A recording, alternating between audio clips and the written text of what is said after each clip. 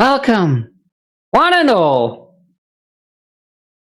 to this mysterious adventure run by me. More extraterrestrial force, maybe somewhat beyond human comprehension, otherwise known as, by this time and age, the internet. With me are these 5 hapless victims whom I have drawn out of their homes specifically to sit around a campfire and then introduce themselves. Starting with Matt. Oh, no. Hello. I'm Matt. I run Split the Party on YouTube and DM for the series we produce, and I'm playing Velma Inkwell. PI investigate. Oh, no, I'm a journalist. Sorry, I'm a journalist. I'm always ready for the big next scoop. I mean, it's as good as the PI. Yeah. I think it's because I had PI to start with, and then I flicked over quickly. No. I'll pay no attention to the man behind the curtain there. As you were, Kerry. Hi, I'm Kerry Palmer. I do lots of things at the moment. I do a bunch of podcasting and writing for a site called minimap.com.au. I also do a lot of streaming at the moment. That's at Scotch240, but my name's in a bunch of different places. My Twitter handle's on the site here. Or it's also in the tweets that have been put out. That's the best way to find all the stuff that I'm doing because I'm kind of all over the place at the moment. But I'm here playing Quincy Jones, the taxi driver, who's a quiet Christian man. Excellent. And underneath me, at the foot of the fire, Jemma. Hi, Jade. My name's Jemma Hooper. I am a writer, producer, filmmaker, streamer, gamer, tabletop RPG designer, and GM in particular. But I've also been playing RPGs since the old days of the old D&D Red Box, which some of you might be familiar with. But many of you won't. I am here because Jade is awesome and invited me. So there you go. Wow. And I'm also Story Girl on Twitch. So that's my Twitch ID, not my Twitter ID, which is Blue Jay Gliding. Yes, good. An excellent selection of fresh meats. And next to Dan. Hey guys, I'm Dan, aka Pendrak. I'm here to hopefully not go insane tonight, although it's unlikely in such a game. I'm playing Booker Smith, private investigator, and yeah, looking forward to seeing what happens. May come to regret that. And last but certainly not least, Stela. Hey y'all, I'm Stela. A lot of you, or some of you, came in through my Twitch stream, so that's a little bit of what I do. I also just kind of all over the place, do art writing, video editing, memeing hard. And tonight I'll be playing a Heidi von Krupp. Heidi von Krupp. I'm an actor. Yes. Wonderful. Sorry, And I should just quickly mention I am playing an author by the name of Sinead O'Leary. yes. Now, blissfully unaware of the future events of the world, these 5 strapping individuals come to meet in a cafe, not unlike the one you would find on the corner of your street. They sit appropriately social distanced in the wake of the Spanish flu. Masks appropriately worn, and dissidents appropriately yelled at. But as we are enjoying a merry brunch of croissants and coffee maybe a few cookies as well. A portly gentleman, sandy hair, comes shuffling in through the door with a handkerchief over his face. He's quite red, a little bit oily too. He spots our merry band of friends, and he shuffles on over and unceremoniously takes a seat right next to Heidi, ignoring social distancing, of course.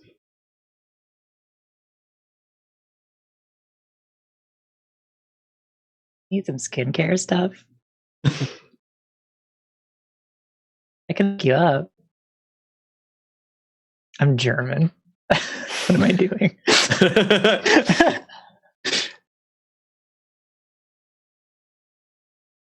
Well, he wheezes.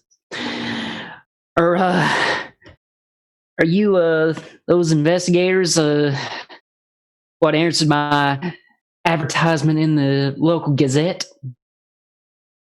Oh, you're not a stranger. That makes me feel much more comfortable already. Quincy, it is I, Helmut Knott. I'm offended that you would think of me, a loyal patron, as a stranger. Sorry, I couldn't recognize you behind the handkerchief. And he pulls that handkerchief away again in No.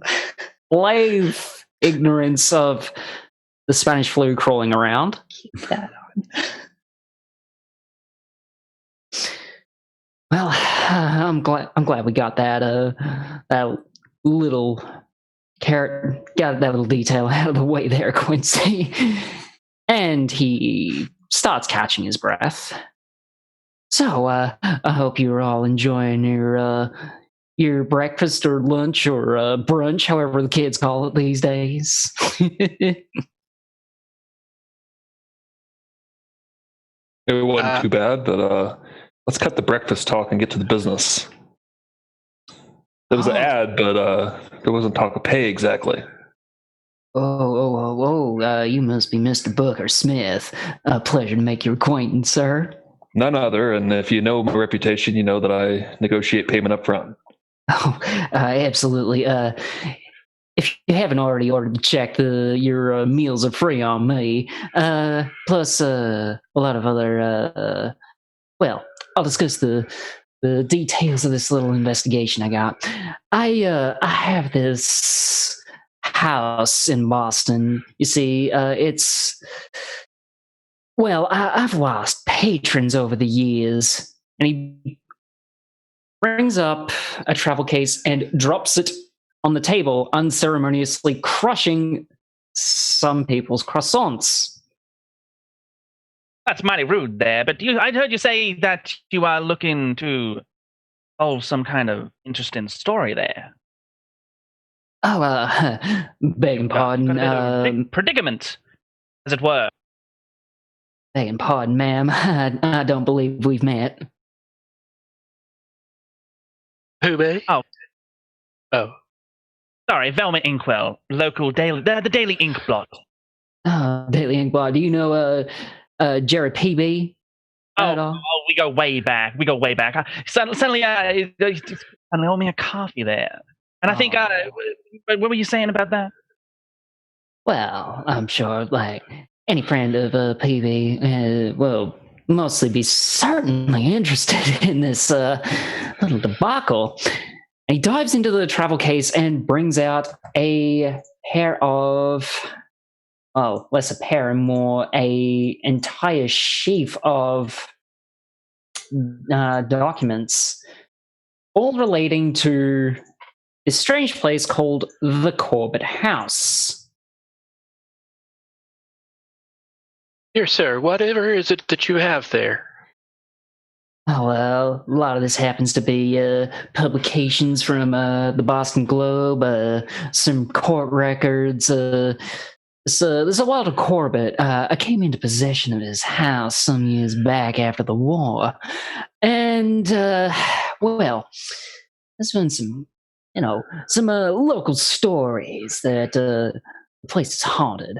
Well, I certainly don't take stock in in children's ghost stories now, but the people within, past tenants and such, they some of them have been driven out, ran for their lives. One poor boy, the devil claimed him, as it were. Devil, I see. Well, sir, if you have any of those stories, I'd be glad to see them, because my name is Sinead O'Leary. You may have heard of me. I'm an author.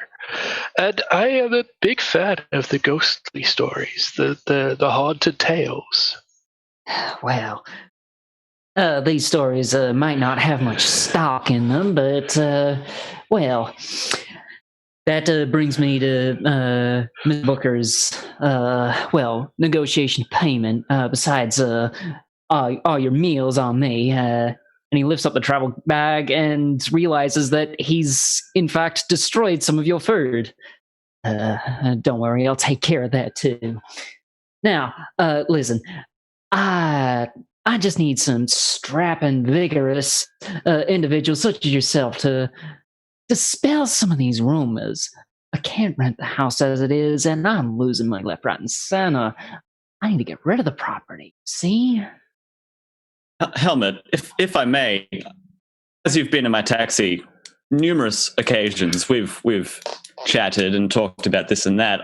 I'm struggling to recall if you've ever brought up this house before. There must be some serious problems going on inside of the property for you to have not mentioned it to us. The amount of time we've spent together talking about property, cars, Still go on comings and goings. lack of information sharing with the other folk in this table. Well, you see, Quincy, this property is, well, it was hot property some years back, but I have no idea what happened to it. I've tried my hardest to spruce it up, do all these things, and I'm at wit's end with this place. I have no idea what to do. So these documents here, does this have some? And I pick up the newspaper, the handout 2 or whatever. I'm taking a look at it. Mm-hmm. Okay. At From least, the Boston Globe. at least 3 or 4 people killed in this house since the turn of the century. Looks like. Well, yeah. Let's see where some of those ghost stories don't originate from, and well, accidents happen in a city like this. Let me just, you might want to listen to this one, O'Leary. Says, 1880, family of French immigrants move into the house and flee after violent accidents leaving the parents dead, 3 children crippled. House vacant. 1909, another family moves in, immediately falls prey to illnesses.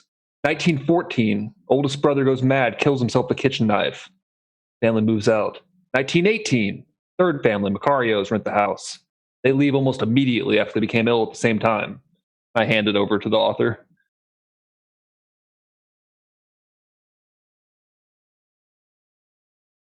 Sounds mighty fanciful. Indeed.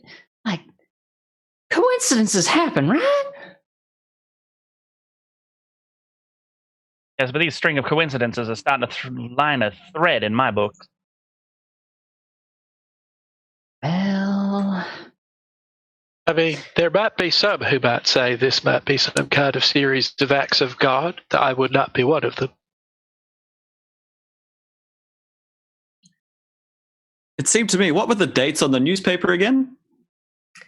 1918 from the Boston Globe. Some newspaper clippings from last century, before the Civil War. Some of them after. I wouldn't know more details unless you went to, say, the local library or the courthouse. This one might be able to age you more. Built in 1835. Old place.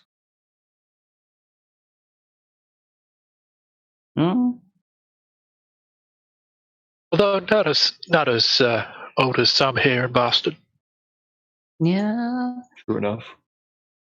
Well, there was, the revolution, the Great Revolution, of course.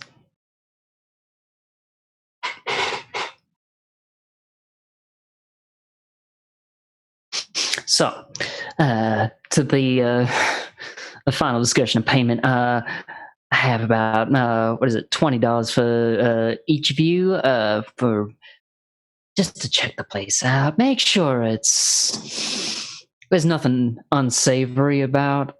It shouldn't take more than 20 or so minutes. Might just be a gas leak. $20 for 20 minutes? That is, I will take that. Marvelous.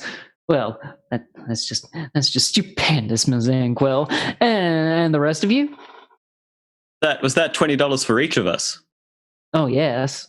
Oh, goodness. Yeah. You don't have to do that for us. We go way back. Well, why don't we halve that for our time, even if it goes a little bit longer? I don't mind. What? I mind. I also mind. You can speak for yourself. I'll gladly put my hand up for his half share. You're welcome to it. I consider this a favor to Helmut here. He is such a lovely gentleman to me in the past. Well, very well, Quincy. $10 for you. And Plus my own, of course. That's $22.50 a piece for us. Consider printing costs covered. Oh, well. I'm sure since Quincy wants to defer his stipend a bit, I would be more than happy to pay the extra $250 for you. Anyhow, why don't you? I'll leave you all. Y'all do your business here, and I'll meet with all you back here around same time tomorrow. Does that sound good? Just to be clear, sir. Yes. What exactly are your expectations? That we identify the situation that's going on there, or that we resolve it? I don't believe there's a situation. Just something to make the locals stop all these malicious rumors about the place. It is a mighty fine property. Just leave the property intact, as it were. No ruthless vandalism or smoking indoors. I'm sure modest payment to Mr. Smith's publication could produce some advertorial content that might do that job. Oh, no. See, I've tried advertising before, and these local ghost stories just keep scaring people away, and I need someone to get in there and then come back to me with a testimonial that this place is safe, prim, proper, and a house fit for the Virgin Mary herself.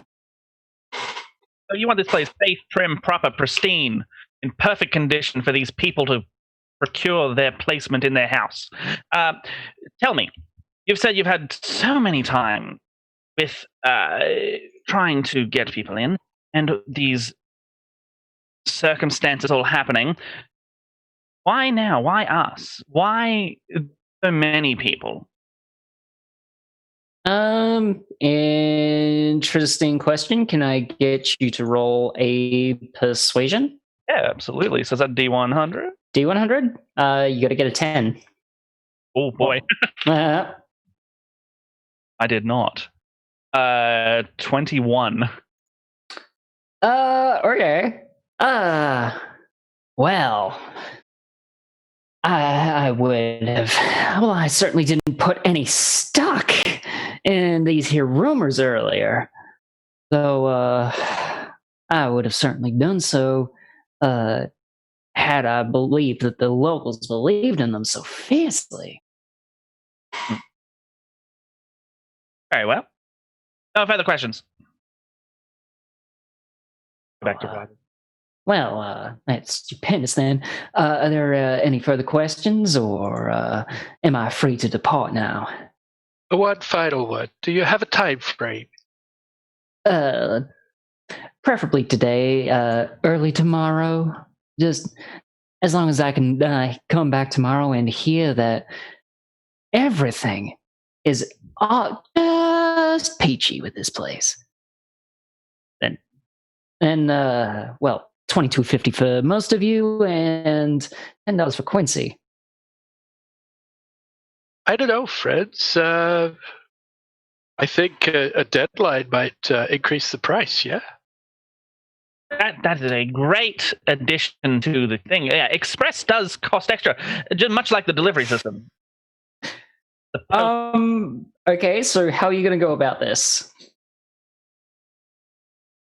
Like, you're going to intimidate him? You're going to charm him? You're going to persuade him? There's I just kind of flip my hair a little bit and lean in and say, I think he's right. This is a quick turnaround. Ooh, okay. This would be psychology on my part. I'm trying to just talk rings around him, I guess. Okay. All right. Maybe be a fast talk. I've got a 50 in where the filled slot is for it. I have 55 in psychology. It would only be reasonable. ... Yeah, that would actually be a persuasion check. Okay. Yeah. That I've got less. Yes. 40. Okay. 65 in charm, though. Yeah, I was gonna say it's like Stella. If you want to take charm, you can do that. If anyone else wants to take fast talk, they can do it. Oh, I'll go fast talk. Okay. Is there like a difficulty on this, or is it just like regular difficulty? So just D100. Yeah, D100. 45, and I have a fast talk of 50. Okay. He doesn't quite notice Stella's hair flick, though. The pressure from Velma, Jemma, and Heidi combined, he begins to cave. Well, what would be reasonable for this time frame? I can surely negotiate 25 for each. 25. Oh, that is much more than I was. You know what? 25 is fine. Excellent. Anything else? Sinead looks around a little disappointed, but shrugs and says, "Yeah, that'll do." Like keep in mind, you're being paid about $200 for your time. Yeah. In modern standards. It's a lot of money. Yeah. It's like, this guy's fucking desperate. Yeah. Like $5, that is a lot. That's like another $50. That's like a day's worth of shopping. Yeah. Well, if everyone's settled here, I don't want to waste any more of Helmut Knott's time here. You're all welcome to get in the cab with me. We can take a ride to the property. Well, I do declare. If you would like anything extra, I'll handle the check. Yeah, I think we ought to hang out here and take a look at the rest of these documents before we jump into anything. But yeah, I think we're done with you, Mr. Knott. Good to meet you. Pleasure, Mr. Smith. Now, he lifts the travel case up and brushes it full of crumbs, and it lands all over the table. Best get myself on my way. It's going to be an expensive day tomorrow. And he shuffles out and forgets to put a mask over his face. He's going to be gone forever, right? Pardon, what was that? Oh, so the plague's going to be on forever, around forever at this rate. With should anyone require a ride to the location that can't fit in Mr. Jones's cab, I have a Chevrolet Capitol just sitting outside waiting to be used. I didn't want to say anything, but given our need to be distant from one another at the moment, that may be best. Cabs these days are not as spacious as perhaps I might like them to be. Right. Well, that's fine then. So are you guys thinking, what I'm thinking as far as this goes, probably just some locals just playing some tricks to spook people out of wanting to buy the house, probably trying to get them to sell it cheap? I'm thinking some shady real estate maneuvers. Yeah, that's what I suspect. I've done this kind of work in Boston. That's what it usually is. But trying to procure the environment for their own gain, possibly build a supermarché in the stead. Be. The amount of people in these articles and in the documentation here saying that they fall ill in this place, it may be something as simple as a poor drinking well nearby, or a broken pipe, or something in the soil where the food is grown nearby. We may just be able to take one look at a wilted plant outside and say, oh, poisoning. Simple. With respect, sir, with the afflictions taking place over such an extended point of time, a length of time, I would suspect that perhaps the idea of poison would may not hold up. One would think that a well would flush away enough of the evil humors to be able to make people hail after a while. What I would suspect, though, is that, there is something to investigate, because likewise with the feuding sort of option of people trying to intimidate people away from the property, that would be quite some extended feud if it's lasted somewhere in the area of 80 years. They call it the Corbett House, right? Isn't that what not said? That's right. Yeah, it was in 1985, just one of the documentations here. In 1835, a prosperous merchant builds the house, but immediately falls ill and sells it to Mr. Walter Corbett, Esquire. Well, and it says in 52 he was sued. His neighbors tried to get him to leave the neighborhood in consequence of his serious habits and unauspicious demeanor. Yes, and then it seems that lawsuit was then thrown out. No second lawsuit was recorded. Yeah, it seems that Walter here died some 31 years later, according to the obituary, and that he still lived in the same place. So it seems that the lawsuit did not go the way that the neighbors nearby wanted. Why the hell would you want to be buried in your basement? You reading this one? Yeah. They sued him to make sure he wasn't buried in his own basement. Now, number one, who would want to be buried in their own basement? Number two, who would want to sue somebody to make sure they aren't? Something weird. Intent and a reason to possibly make the value of the house skyrocket. Potentially, it does seem quite forward of these neighbors who have no stake in the house personally. They have no ownings or anything to do with it, just that it is nearby to their own neighborhood, trying to force the owner to behave in a particular way. It makes you wonder about what Walter was up to sort of stoke their ire. There's no end to these sects of Christianity. Chapel of Contemplation and Church of Our Lord Granter of Secrets. That's one denomination I've ever heard of. You note that Sinead would be rolling her eyes in mock disgust at such a wordy and over-the-top Christian nomenclature. Lord Granter of Secrets. Never heard that.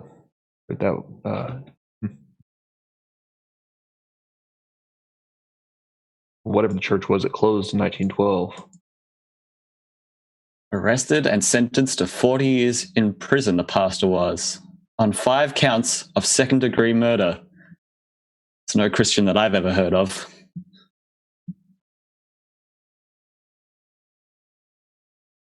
And then what's this symbol here?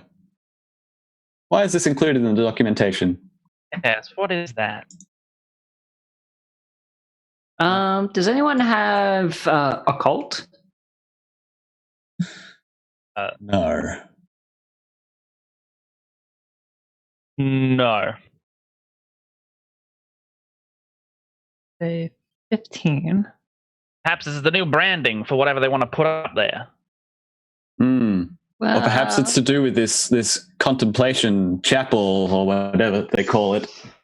I mean, you could try getting a hard success. So, who feels lucky in rolling for single digits? Yeah. For a cult would be like Sounds up my alley. Sorry. Sinead also has a 15 in her cult. Oh, it's better than nothing. Give it a try. Hard success.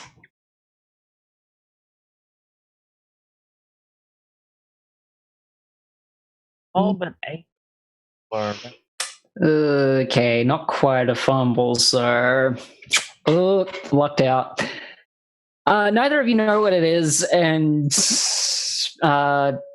thinking about it seems to hurt your brain. You're going to need to figure out somewhere or someone who can answer this for you.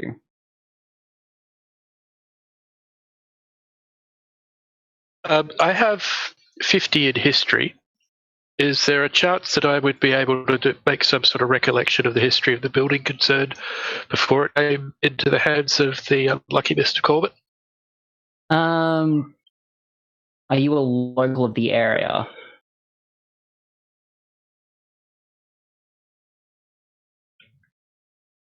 We're in Boston, yeah? Yes. Then I believe I am. Okay, that'd be a hard success. So you'd have to get 25. Okay.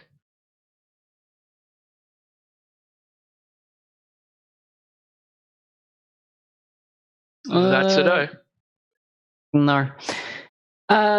The symbol and any details you have,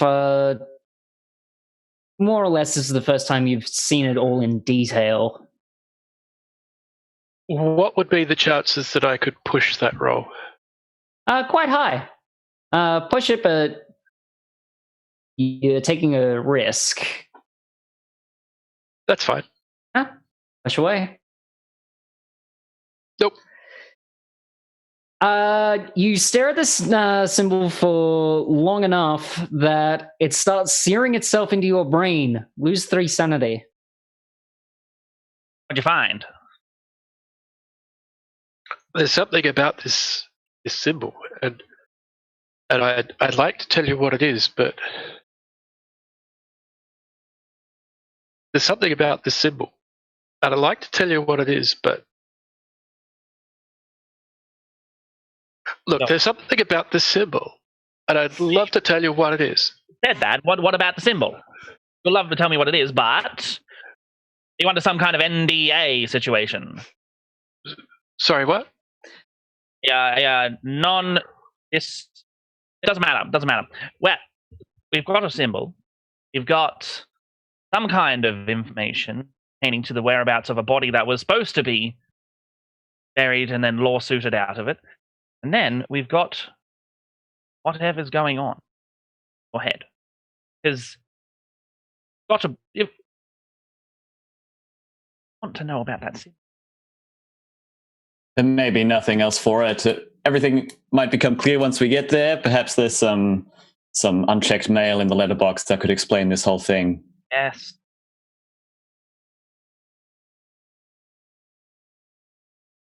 Okay, so you're all keen to go straight to the Corbett estate? Well, they said that church is closed, but I wonder if it's still there. You'd actually know this. You would know to go to the city archives to try and dig out an exact location and its history. Like building records. Yeah, building records, plumbing, maintenance. And since he was arrested, very likely a police report. Yeah. Well, someone's got to know about something around here. Eh. Something that I'm struggling to see about this chapel business is why it was included in these documents in the first place. I see no mention of Walter Corbett. I see no mention of the surrounding areas. Michael Thomas was the executor of his will, the pastor of the church. Right. That's why that's a weird connection. I don't know what if he was connected to the church or what, but we might be able to find out at the archives. Okay. So where are you heading to first? The archives or the Corbett house? I'd want to go to the archives as Velma to try and get the full story before proceeding. Okay. Well, I'm not necessarily as perceptive as you folks seem to be, but I'm more than happy to indulge any mystery eluding sort of something that could elucidate the situation for us. If you think we could find that at the City Records Hall, we can absolutely go do that. I'm more than happy to take you there. Never play a part without doing my research first, so we should go to the archives. Yes. Okay. So you arrive at the cafe just before midday. It is now just after midday, and you come to a pillared, marble-looking building. It hasn't seen any real maintenance for a while, even though people are cleaning it around the clock, basically. You go inside, and it's fairly Spartan for a public office. There's a desk, a few chairs, and a woman around in her 70s and 80s, scowling and appears to be fiddling with a typewriter.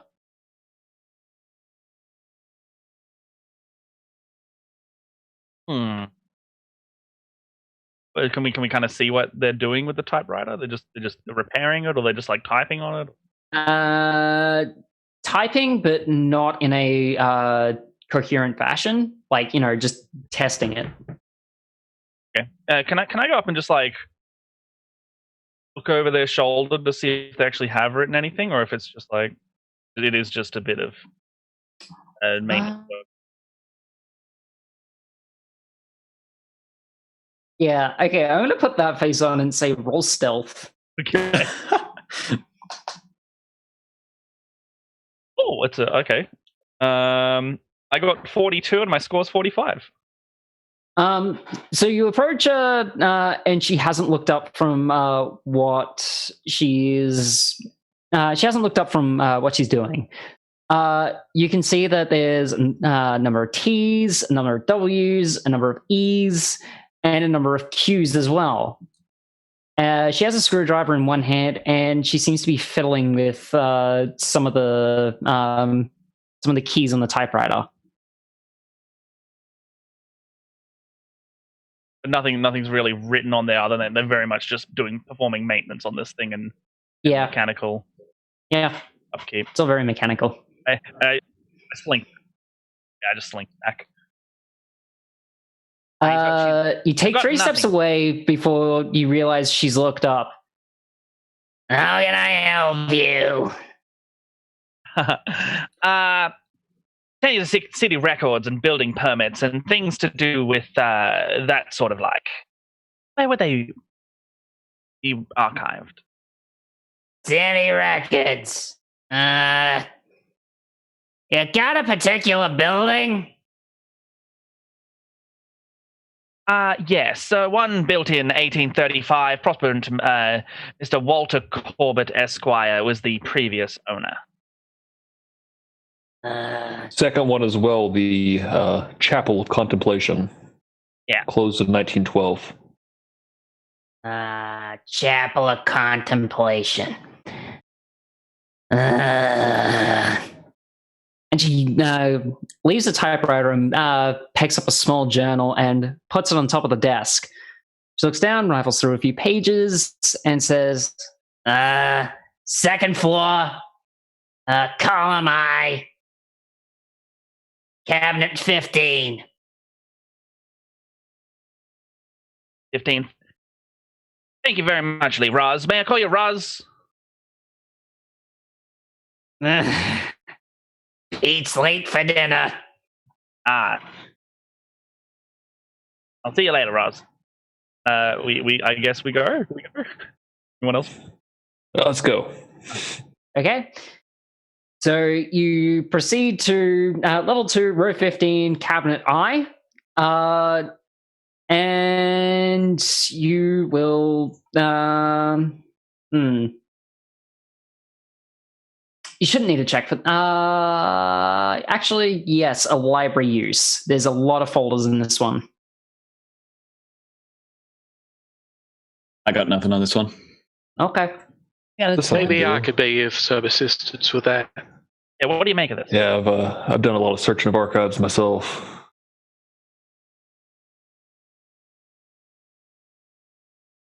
My rating is 60. Oh, that's a hard success. Oh, yeah. So Sinead, 37 under 52. Sinead finds it almost instantaneously. She pulls out a document related under chapels. It is the exact document you're looking for, except it's half a page long and only has a couple of construction details about it.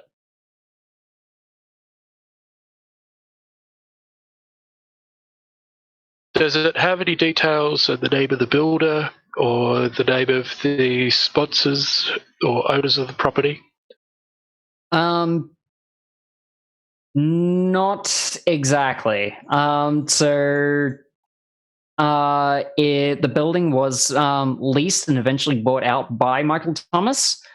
Though there's no details on who constructed it, why, only that this building just showed up around the end of the century. So Building just appeared to show up. yeah, there's just no records of it actually being constructed. Other than it was constructed, the land was leased out, and the guy who leased it out is long gone. Got an address on it?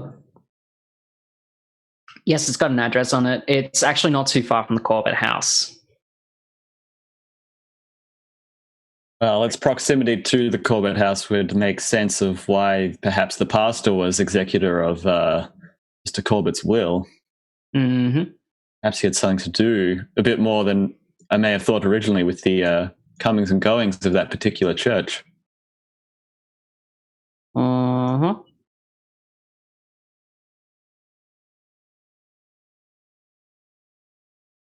Where's this document? Do we have any documents for the Corbett house here, or are we only able to find stuff on the chapel, as it were? You only asked for the chapel. You didn't ask for the location of the Corbett house. Oh, can we go back? Can I go back really quickly and just ask for that as well? Yep. We got the church, but the Corbett house is also what we're after. Do you have a location for that? The receptionist eyes you very cautiously and says, "What about the Corbett house?"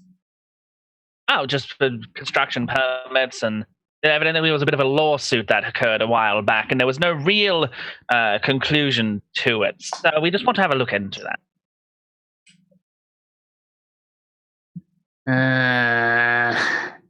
She goes back to the same book, rifles through it a few more times, looks up at you, leans in real close, says, "Level 1, row 12, cabinet C, Corbett."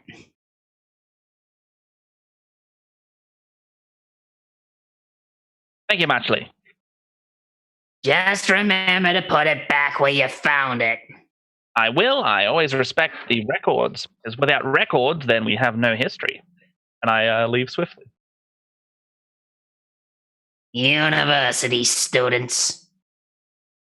I come back, I'm like, all right, level 1, row 12, got it. Okay. Go. Are you taking the document with you? Yes. Okay. Wait. Oh, yes. Yeah. So we'll do a little read, but then, yeah, I guess we'll just take it as well. Okay. So you've taken the records for the Chapel of Contemplation. So you're heading to level 1, right? Yes. Okay.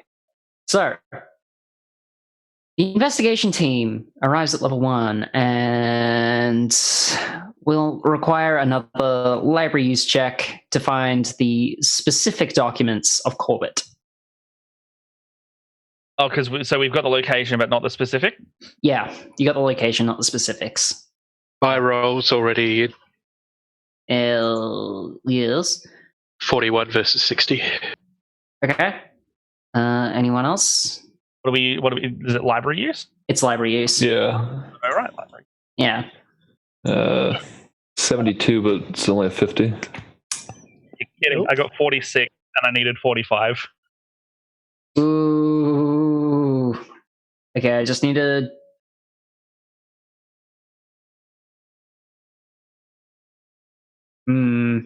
Okay. So you find some of the you find the correct documents, and as Sinead is pulling some of them out, Heidi elects to help and rips 2 of the documents. Oops. Can we still read these? Oh yeah, you just tore them halfway in half. So they're still readable. They're just damaged. Any library staff watching this happen? No. Good. Well, what Roz doesn't know won't hurt her. Mm-hmm. I have a feeling Roz knows everything that goes on in here. Well, let's hope that's not the case. She seems to be always watching. Probably just hide that book under something whenever you're done with it. The documents you have point to Walter Corbett coming and going. Some of the reasons that the people got, like the townspeople and his neighbors, got very angry was that he was making frequent comings and goings from the Chapel of Contemplation, and dude had a bit of a chemical smell, then acrid, then decaying flesh. And for some reason, there was always blood on his hands. But nobody could find anything. In fact, the local police and marshals investigated him once and kind of just gave up. They didn't find anything afterwards. That's all in these documents? Yeah. Why would they just give up?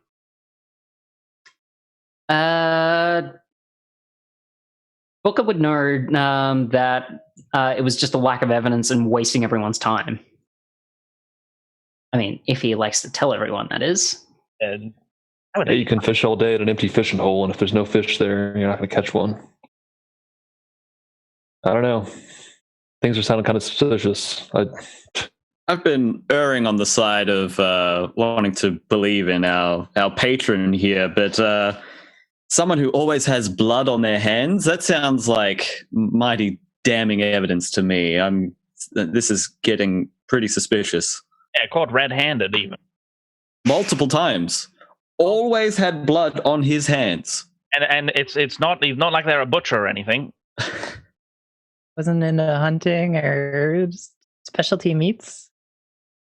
If they didn't find anything, it doesn't sound like anything.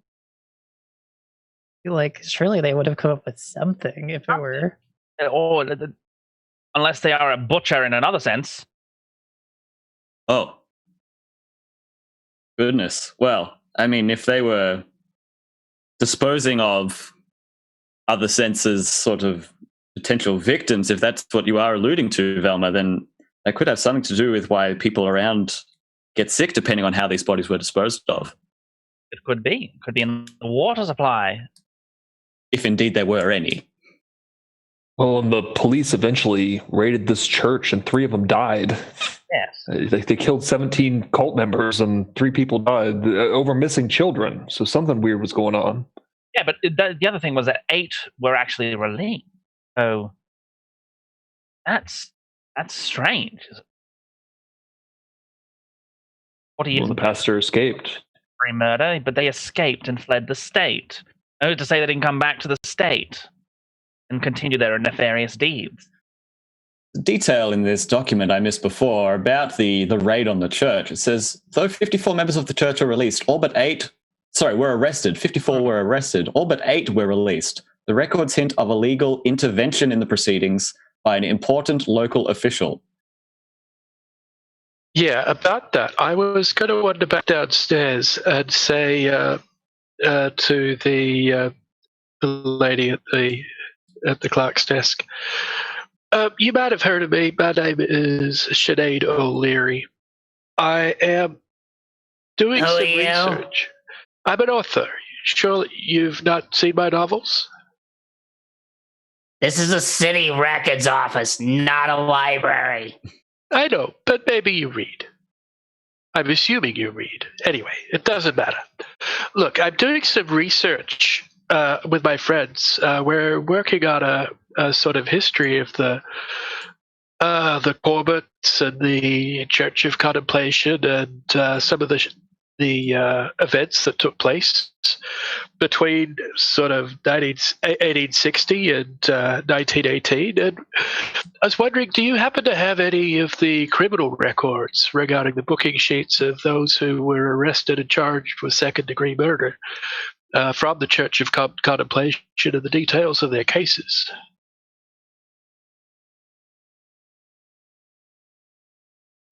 You'd be doing this. Doesn't ring a bell in this office. I mean, you'd be doing this.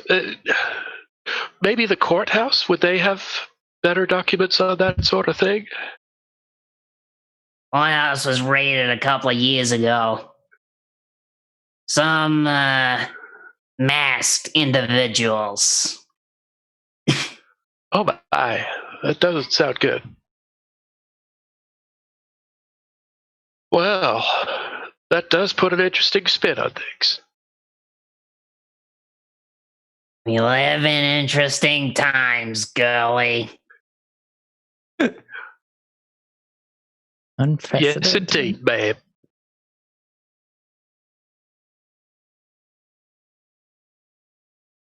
Now, is there anything you want, or are you just taking more of my oxygen? Well, if you need help with that typewriter, I might be able to assist. I'm pretty handy with the things. I just sorted it out. It's muchly appreciated, though. Well, all right then. You have a great, wonderful evening, and we'll be on our way.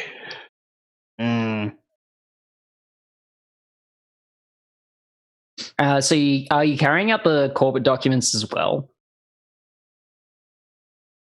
We did promise the lady that we'd leave it back here, so maybe we should leave it here. Maybe we could take. Has anyone got any? What am I saying? I've got a notebook, and I scroll down as much as I can. Didn't seem like the documents were particularly detailed. It probably wouldn't take you very long. Yeah, I have a journal and fountain pen, etc., etc. So Booker would probably be taking no-brainer notes as well. to do all that. Yeah, everyone picked the note takers. It's interesting. Well, we were investigators, so I was like, so are we able to get a good record of this before we go? I'm used to memorizing lines. Would I be able to do a quick read and kind of imprint any of this information? I don't know what that role would be. I'll get you an English check, your language other English. Mostly because it's you're good at conversational English. Mm-hmm. You're still struggling with the written word. Needed a 30. You can push your luck and succeed that one. So you just spend 6 luck points and you'll have it. Okay. Yeah. Let's do it. Yep. All right, cool. So you've got some of the pertinent information. And you learn a few new words. Yay! I also have a sketchbook. Is it possible to find any plans of the building concerned and quickly transcribe some basic details from the floor plan? For the Corbett house or for the chapel? For the Corbett house in particular, but the chapel, if such exists. Okay, so since there was no formal architecture, there was no formal construction, it was just suddenly built. There's no formal plannings. For the Corbett house, the Corbett house would be like a pretty standard floor plan for the time. 2-story house with a basement.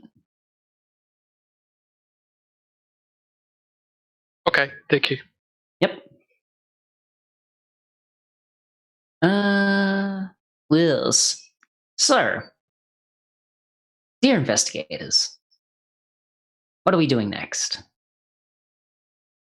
If we've been able to successfully get the stuff down in our respective sketch pads and notebooks and things, assuming that they're okay to use later, I would like to put the document that I got back. Before we leave. Yep. Yeah, I'm gonna be that bitch. Do a. Can you give me just a really quick library use check? Oh yeah, that's okay. I'll try and remember where I got it. Yeah. 00 is just single digits, isn't it? No. 000. Okay, if it's 00, then yes, it's single digits. But if you get a third 0, that's 100. No, I've got 003. Oh, yeah. Like you basically autopilot yourself there and back. I think I wrote it down in my book. Yeah, and it's like you just knew where it was. It's like, okay, no, this goes in this folder in this particular cabinet, and it like almost down to the detail of exactly how you found it. I walk past the desk because I'm leaving, and I'm like, I'm always watching you, just so you know as well. I've been through these library records before, the archives, whatever they are. Hold it. Yep. And then Roz just like hops off a stool and then like waddles over and then brings her eyes up as close as she can to you and say, "You don't know the meaning of those words, kid." Awfully like your personal space intrusion, don't you? They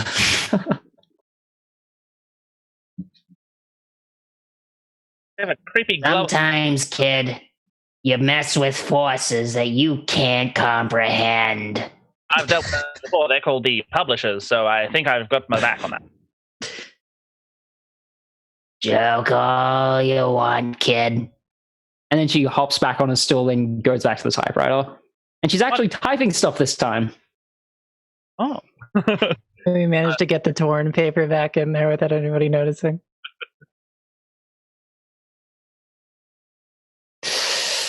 If okay. We should be that bitch. Leave. Okay. Can I get you to do an art and craft acting? Sure. That's actually great. Yeah. It is 70. Like, okay, outside of the very thin potential that she heard the paper tear, you are absolutely convinced. Like, this is probably one of your best performances of like, oh yeah, no, I don't know what you're talking about. That never happened.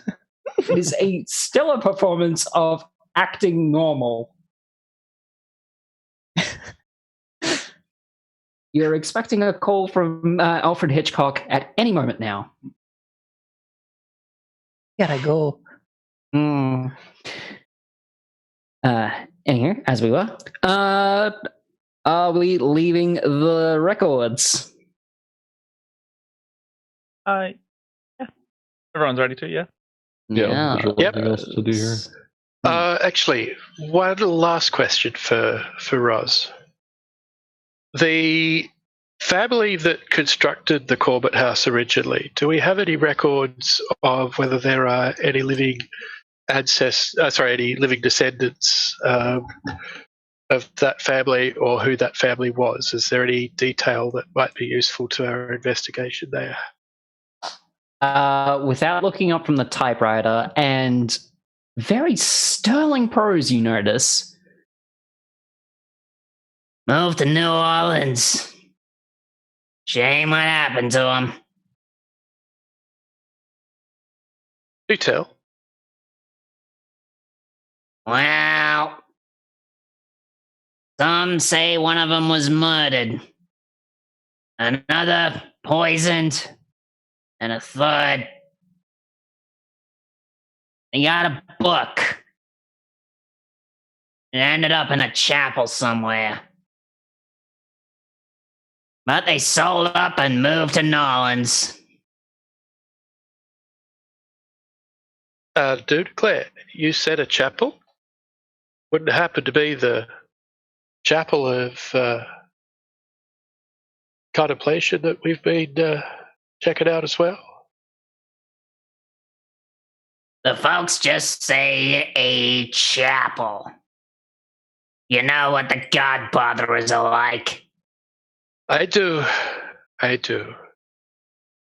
Well, thank you, Roz, for your assistance. You've been wonderful. Now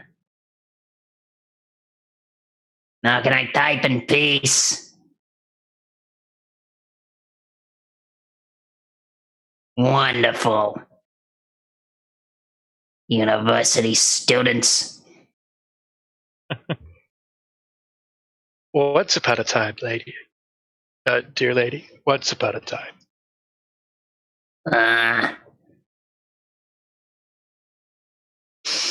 Okay, what is our dear investigators doing now? What do you think, folks? Chapel? Yeah, so that's what I was going to suggest. So, it's chapel. Say it's worth a look. I think before that particular detail, I would have overlooked the need to go there, but that seems mighty scintillating. Yeah. Well, as you have all agreed to go to the chapel, you begin your ambulation towards the address of the Chapel of Contemplation, at least as far as the documents say. You come to a stone building. It's not quite brick. Close, but there was very specific construction, and it is definitely not up to compliance. One thing I'd like to note on the car ride over there, whoever's riding in the same vehicle as me, I very conspicuously get out my my Colt pistol and load it, and then put it basically on my lap. Oh. Okay.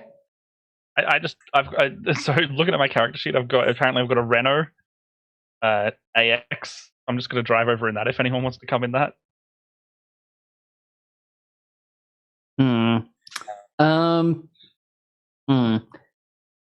Yeah, can I just get can I get a firearms check? Oh no! Getting trigger. Let me make sure. I'm just making sure it's loaded. Yeah, Okay, yeah. but you're still pulling out a gun and waving it around and checking, make sure it's loaded, and then just sticking it in your lap. Well, I'm not. Well, okay, fair enough. Yeah. Oh no! I was gonna die. I rolled a 78 over 40, so. Oh no. Okay, so whoever you're riding with, you lot, there's a cop car oncoming your way. It's driving. It's even worse. Driving. You still haven't noticed this cop car yet.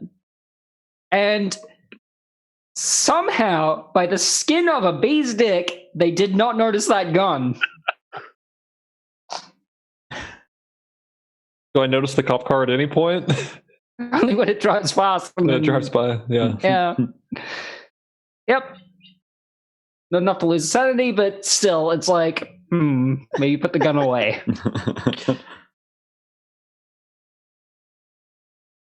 Okay, Only insanity on that. yeah, don't worry. Nothing like that. Anyhow, once you're at the Chapel of Contemplation, peculiar stoneworks, is also overgrown and hasn't really been tended to for 12 years at least. It's just thick with green and vines, and the willow out the front, it looks pretty dead. What would you like to do? Use some love and care. Ooh, shall we? You're gonna spend a day like cleaning this place up? No. I meant like, shall we proceed in or something like that? Right. Like I could case Ending to the willow tree. The door seemed to be like locked, barred, anything. This place is abandoned, I take it? I mean... Yeah, pretty abandoned. Is there anyone around, like in public as well, kind of watching us, or? No, the neighborhood's pretty dead. Okay. Yeah. Is there, so... Can I like just quickly take a look around like the sides of the building to see if anyone's kind of like done any forceful renovations, let's put it? Other than entropy, no. Yeah. Well, this looks fine to me. Yep. Booker does end up checking the front door, and it just comes open. Okay. Like there isn't even a lock on the place. Kind of look around. I mean, is there any signs of the raid that happened? I mean, are there bullet holes places, or is there signs of fire? Let's see now. Spot hidden at hard. It's pretty dark in here. Okay. Unless you'd like to light a torch. I don't know if I have a torch per se or a flashlight, but I do have a. My guy has cigarettes, so I assume he has a lighter too. At least light his Zippo and. Yeah, I'll accept that. So spot hidden at regular then. Okay. Camera with flash. 25. I have photography, but no camera. Why am I thinking a 1d100 at 6? Oh wait, under 25. Under 25, right. Okay. So Stella doesn't even need a light. Heidi sees that. Yeah, there wasn't just like any normal raid, like with a couple of revolvers and a few coppers running around. Like this was a like full scale 1920s like Tommy gun shootout. Wow. Yeah. This looks like mafia violence. Yeah.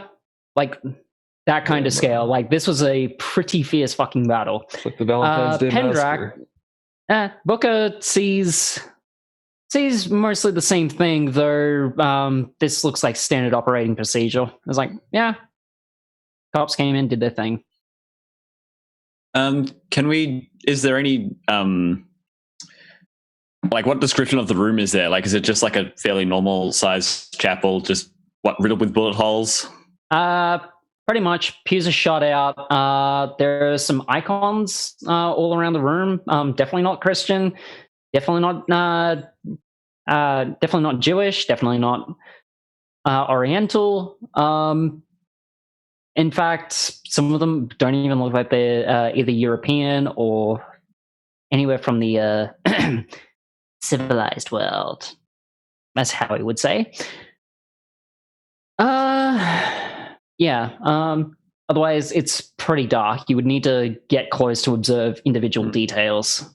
Would I be able to, I don't know if I have to pick a symbol, but would I be able to roll a spot hidden check? I've got 30. It's not great, but just on one of the symbols.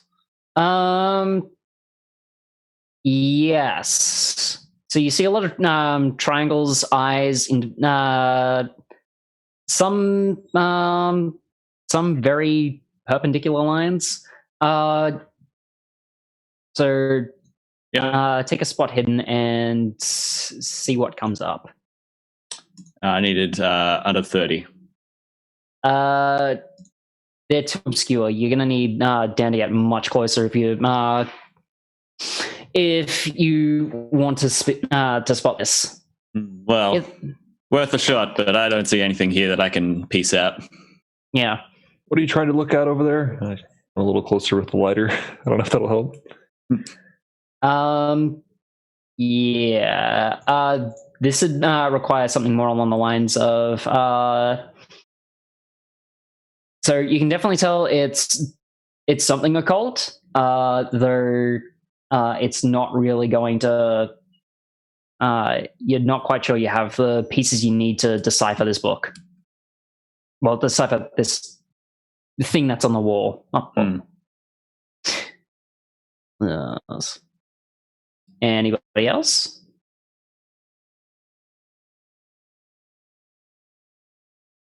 I'm gonna say, could I have a look around for anything like the symbols and stuff as well? Okay. So you can do a spot hidden to see if you find something out of the ordinary. Occult if you want to look at something specific, or I wouldn't be looking for something occultish just yet. More just like a general of hidden. Yeah, spot hidden then. Yeah, I want to also when I'm looking around, I want to take some photos with the flash on as well. Okay. Yeah, okay, that'll do. So spot hidden at full. Spot hidden at full. Well, I think really high in this game is very bad, right? I got a 98. Yeah. You want to? Sorry, you got what? I got a 98 when I needed 50. Oh boy. Oh boy. Oh boy. The flash Everyone. wakes up Cthulhu. Okay, everyone. I am going to get you all to roll willpower. Oh no. Oh no. Let's roll flat power. That's just another 100. Flat. We rolling against power? Yeah, you're rolling against power. I got to 1. Well, Well, there it is. Okay. Okay, as you do. All right, let's see what these results are. Okay, so everyone in the room feels like there's something there, and it's tickling your spines. And then, as Velma takes a flash, there is something very tentacly behind Heidi. Heidi, in her head, is fond of the eye. Which one of you said that? What was that behind you? I didn't hear anything, just the flashlight. I turn around and Very loud contraption here. Did anybody else see that when the camera flashed? Did we all see that? Velma I thought you did. said- Velma did. Hang on. What's the investigator's willpower? What's your willpower, Dan? 60 something. Sorry, 65. 65. Yeah. Yeah, mine's Ooh. 80. You caught a small glimpse of it, just the tip of a tentacle.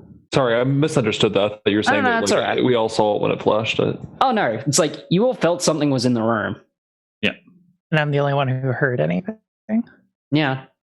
Velma saw the whole thing and didn't lose anything because, oh, okay, must have been the camera flash. Well, I'm thinking the way I'm thinking is I was looking through the viewfinder, so I've done the flash and it's gone, and I've seen something horrific, and I bring it down very slowly. Look around, and I'm gonna try that again. Who's standing closest to me? Who's sitting closest to you? Any volunteers? I don't know, me, I guess. Yeah, I just look over here. What do you okay, mean find the eye? What? All right. I didn't Let's I see didn't say Quincy's anything. move. Did you hear something? Yeah, Quincy, like, you're a good 7 feet away.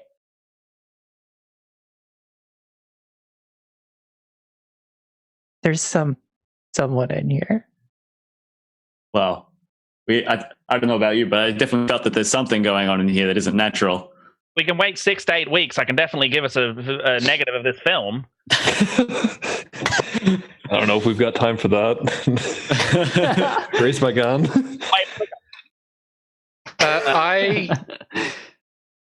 I speak to to Stella's character. I forgot the name. Heidi. Sorry, and say, sorry, you mentioned someone said something. What did they say? Somebody just whispered, "Find the eye." The eye. Okay. Aye. Folks, those details that were given to us by our employer, there was an image of a triangle with an eye in the middle of it. Something not dissimilar to what appears on the $1 bill.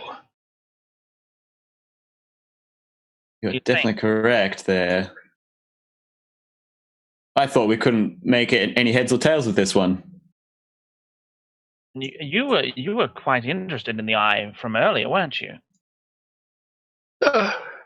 Just as a passing note, but perhaps if there is an item in this jumble of stuff that happens to contain such an image, perhaps we should. I don't know. I don't know what to do with it, but part of me says, "Don't touch it.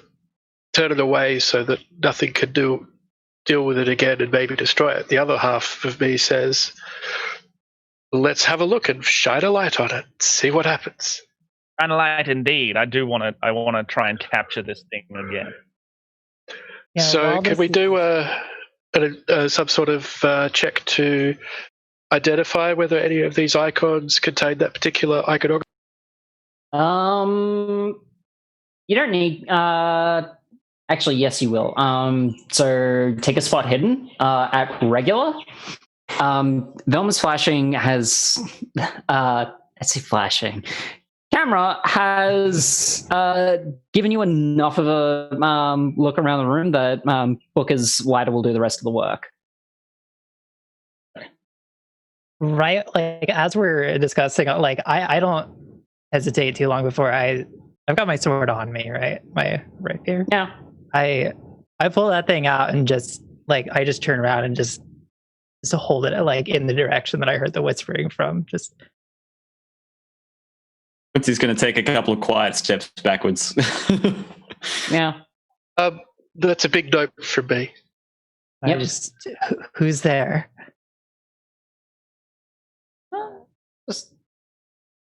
Just your investigative acquaintances.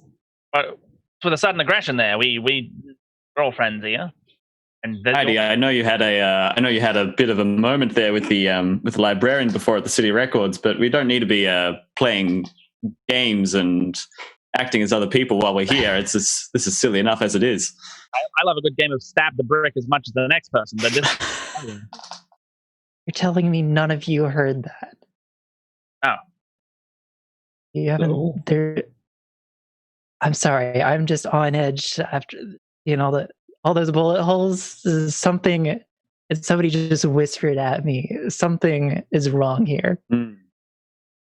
Definitely agree with you with that. Something is definitely wrong here, but I don't know. It seems slightly incorporeal. Even if we could find something here, I wonder if it would even be phased by a particular Sharpie stick. Yeah, and Don't was telling you stick. something with an eye.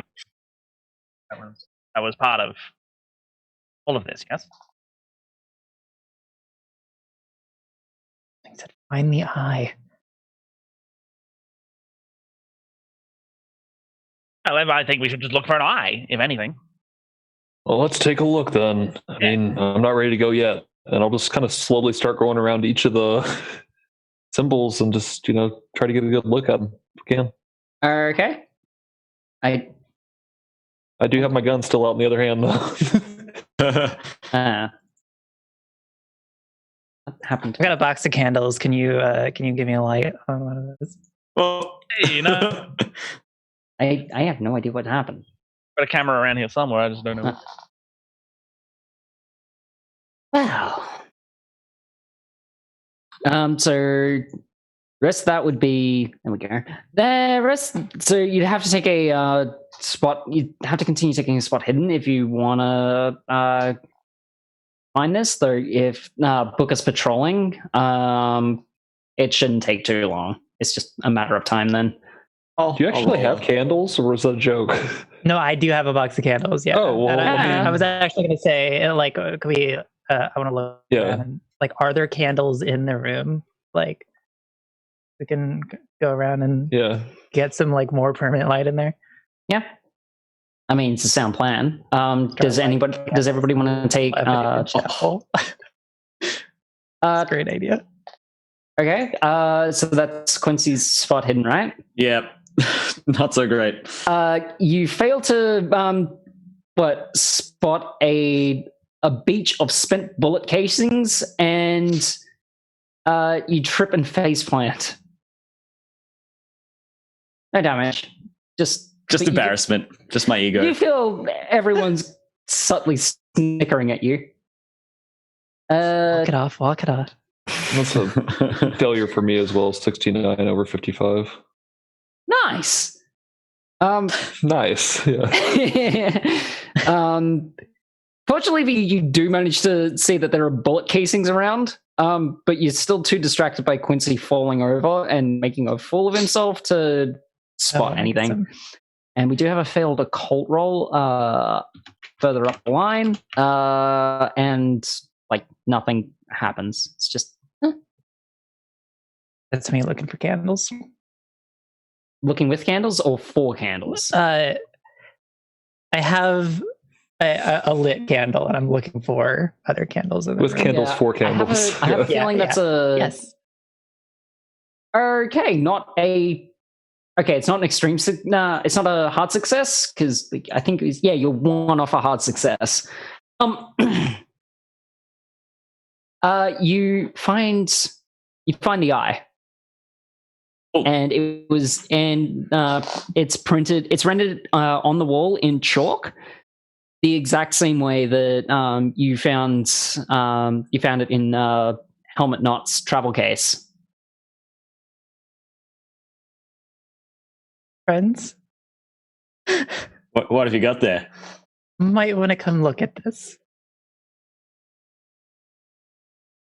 Sinead, is this not the symbol that you were so happy to try to tell us something about without actually saying anything before? What is it?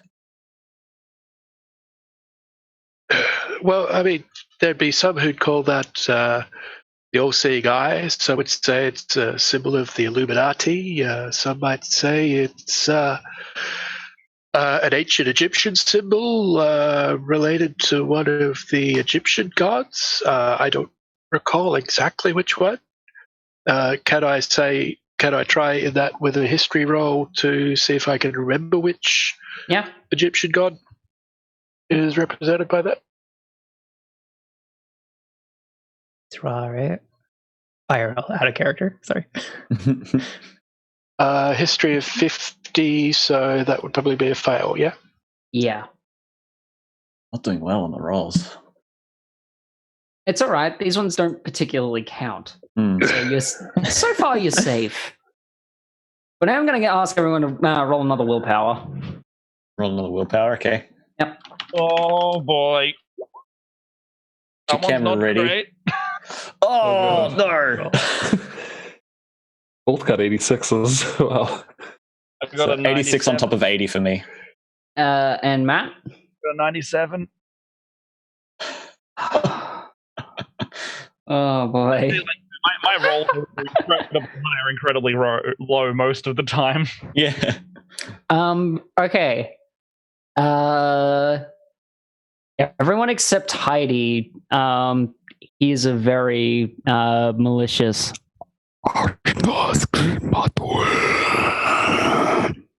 Heidi, I think we heard your friend. Yeah. Heidi can't hear anything. In fact, she's too busy, like, feeling very compelled to just reach out and touch the eye. So everyone except Heidi and Sinead lose 5 sanity. Lose 5 sanity. Yeah, this voice is horrifying you insofar as that your spine is very literally rattling around inside your meat suit. Yeah, that sounds about right. Yeah. The most insane anymore. Sanity, there's like the starting one where it says max, and then that's where you start from. Yeah. So your maximum is generally your like what your willpower is, and then you just tick down from there. Okay. Or sometimes tick up. Yeah. All right. Yes. Heidi, are you playing some cruel joke trying to make us hear things again? What was that? Do I hear the question, or am I too distracted? Roll listening.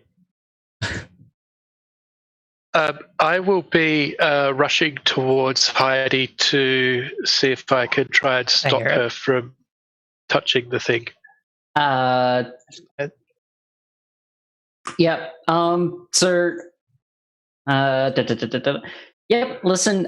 That's a success. Heidi hears you coming and all these questions coming at her, and is now very compelled to stop you. I'm Okay. compelled to Yeah, stop. you are compelled to stop them. Yeah. So my dex is 60. Don't come closer. Mm-hmm. So you're going to keep reaching for the eye? I'm going to try and stop her. If she is going to stop me stopping her, she's going to have to do it with some sort of physical intervention. She is still holding a sword. I was about to say that. She's still got her sword out. Yeah, but once you're inside the range of a sword, it's less helpful. I guess I'm still reaching for the eye with one hand, and I just like fling out my sword like with the other one. Just okay. towards So the I'm going to first try. Let's take it easy. I'm going to try a maneuver here. I'm going to try to do a sort of like a baseball slide underneath the sword. Okay, so that reads to me as a dodge, and Heidi needs to make an attack first. Okay. Yep. Just out of interest, what's Heidi's dex? 70. Equal to yours. 70 would be higher than mine. So Oh yeah, no, that's because you're on right. Yeah, 60. yeah. Yep. 60. Yeah. Oh no, that's good for Heidi. Yeah. Now take it easy, everybody. We're all friends here. Yeah. Is that 15 to attack or? Yeah. Oh boy. Okay. Okay. Now Sinead can dodge. Right. They'd better dodge. Yeah.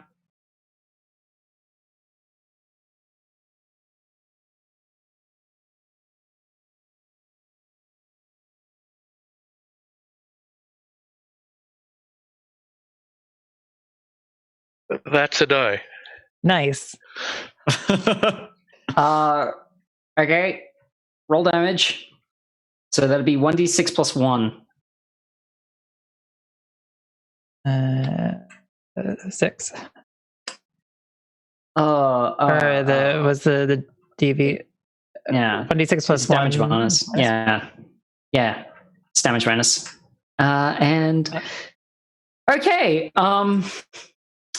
So not only has Jemma, not only has Sinead failed to dodge the sword, she's not. If no one knew any better, one would think she threw herself onto the sword.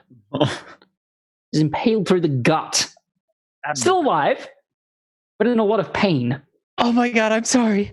That the brick took a dark turn. What the hell? Yeah. At this point, I would like to grab the sword and try and wrench it out of her hands and wheel myself away. Oh boy. Is this is this just like a pointy rapier, or is it a bladed rapier? A bladed one. Like it's one of those French bladed ones. They're like one of the nastier ones. Yeah. That'd be a fighting brawl. Yep. Or yeah, just fighting brawl, or like stop and get it treated. 87 over 25. Oh boy. Oh boy. We're gonna have a fatality before corporate at this rate. Nope. You cannot muster the strength to pull yourself free. You are in that much pain. In fact, take 2 sanity damage for even for wondering what it is that is going through your mind. At this point, I'm going to hop up there and basically kind of seeing the sword go through somebody, try to hold Leary up and just get that sword out of her hands. Just trying to, kind of help, kind of support the person that's been stabbed and that kind of. That is a sensible move. Help them to the ground, I guess, or whatever I need to. Could I move forward and try to disarm Heidi? I think I would just immediately let go of the sword as soon as I notice I stabbed my friend. Yep. Okay. I'm writing all of this down. This is gold. It's such a good story. At least I know what it feels like to be impaled on a blade now. I can write about it if I survive. You'll survive if you take it easy. I'm gonna also, I guess, as I'm guiding to the ground, go ahead and rip a sleeve off my shirt or something like that, and try to do a first aid. If I remember correctly, the PI has gauze, right? I actually do have gauze. Yeah. Gauze and alcohol both. I have first aid, so we'll get some gauze out and try to cover the wound and stop the bleeding. Pour some alcohol on there first. I'll be like, this is gonna burn, but you'll care right now. Cover the gauze in the alcohol. Shove it in there, and then set it alight. Oh no! Terrorize the wound, please. Hold off on that. But you did just try to tackle someone with a sword. I don't think people should be listening at this point. Yeah. Actually, let me make a first aid check, and that may determine whether I think that's a good idea. Why do I think this is going to go badly? You have enough first aid knowledge to know you really shouldn't do that, but yeah. You can lock that, or you can push it. I think it's a great idea. Yeah, I got it. I have a 30, and I think I will. So I'm sorry, pushing it versus. Okay, so you're going to spend 9 luck to bring that. So you can spend 9 luck to bring that 39 to a 30, or you can re-roll it and get a success, but if you fail, it's going to make the situation worse. What's my starting luck? So you roll a 1d100 at the start. I just need to. Yeah. Okay. Cool. I'll just do that right now, and that'll answer that. Okay. Yeah, I'll spend luck then. Yeah, good plan. So Sinead is currently no longer on 4, back to 5, and you've stopped it temporarily, but she is going to need a hospital. Just quietly. Well, I don't know about all of you, but I don't know if we're going to make this deadline. Oh, it's about mid-afternoon now. You got plenty of time. It's a we stop stabbing each other. Is that what you're saying? Only going to need a hospital like the end of the day. I mean, yeah. 46 for 40 for first aid. Yes, you can, and no, you're not bleeding to death. You're not. So you can lock that for 6. And no, you're not. If it nicks a okay, so it matter here. If it nicks an artery, then you'd have a bleeding status effect, but it's not. It's not that, so you're fine. Okay, thank you. I think it's just a flesh wound. Heidi, what compelled you to flail that thing around so much? I don't know. Out of character, I don't know. Right? Yeah, because you were just compelled, right? Yeah, I just like something freaked me out, and it was just instinct. Don't let it touch the eye. Yeah, I'm still like, I got one hand out, like towards the eye. Yeah. I let go of the sword, but I mean, you're very like in all the commotion, you are very afraid to touch the eye now. Yeah, that, like it probably would have happened, right? Yeah, it would have happened. Like, I'm sort of just being a very magnanimous keeper and saying, it's like, okay, what do you want to do here? Do you actually want to follow through with this, or do you want to like decide? No, I'm not going to touch that.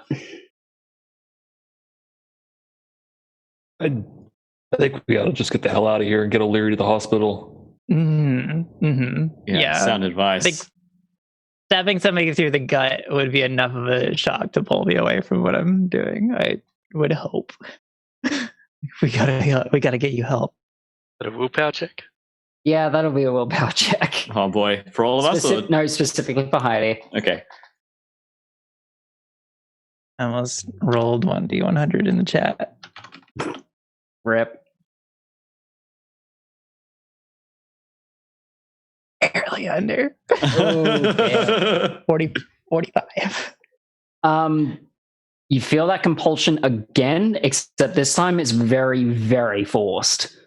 Like, if like the last one was very gentle, okay, now if we're gonna just touch this eye, it's this very, okay, now stop fucking around and actually touch the damn thing. Go to the hospital. I mean, so are you, touching it, or are you just gonna wrench it away and get to the hospital? I touch it. Okay, we have now fondled Sauron. The eye, your hand goes further than the brick wall, and your hand comes back, and so does one of those bricks. Turns out there was a secret alcove there, and inside is a book. Oh. Yes. Is that the whole reason we came down here? I've forgotten in the commotion. Well, there's a book. It is bound in a very strange kind of burned leather. But it has the same occult symbols you see around you. This is where I start wondering if it's written in Arabic. No, it's not. The other Arabic. No, it's not We even roll to Arabic. see if it's human skin. Well, let's see now. That'd be an appraise from someone. Right. Not me. Not me. Not me. I guess we'll never know if it's human skin or not. It's goat. Some things are better left about, unexamined, I think. Yeah. Natural world. Take a photo of the book. Want to document it? Okay, so like, are you taking the photo of the book with Heidi just posing with it? Yeah, sure. Let's do that. Okay. You take a photo of it. A photo of this. And yep. When the flash goes off, can you please roll just like your sanity as it currently is? So I need to beat it under that sanity.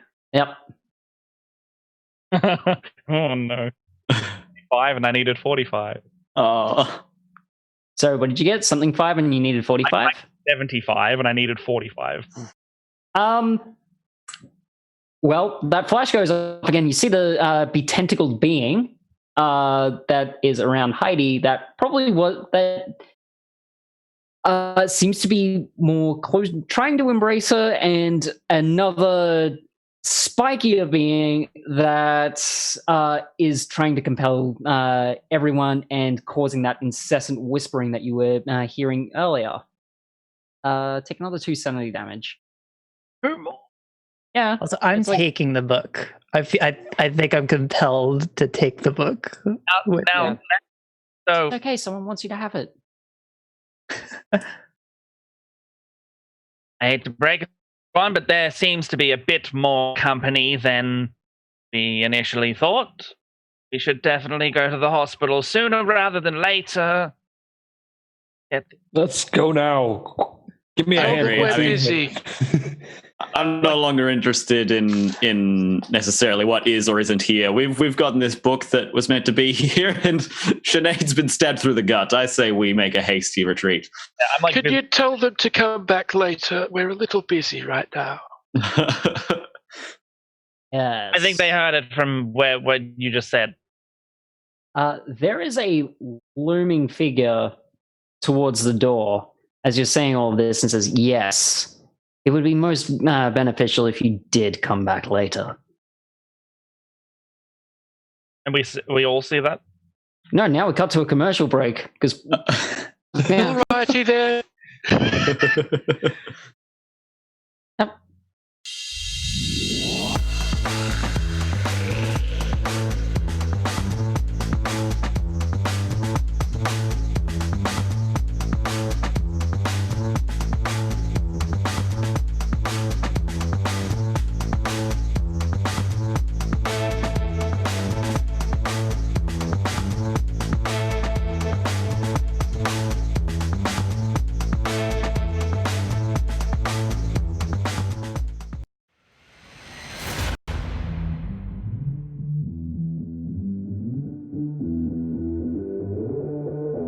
Having something that you can kind of physically see and be like, this is what it is, this is what it looks like, is a very simple way to just keep story flowing.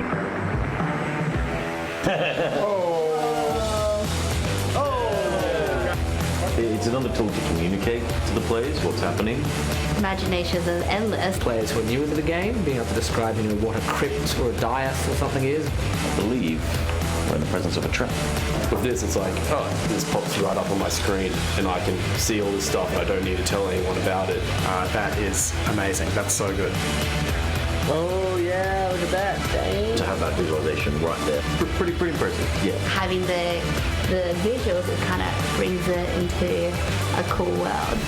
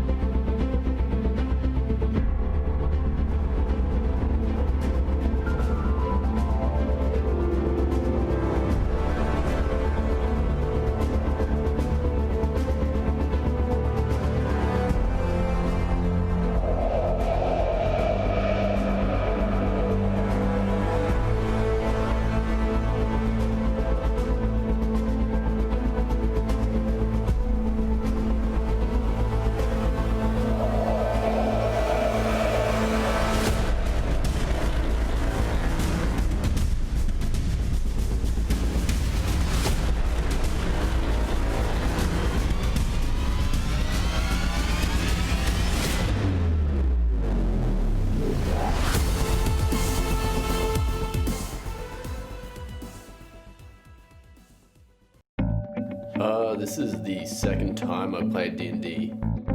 The first time I played, I actually filled in for a guy that couldn't make it to a session.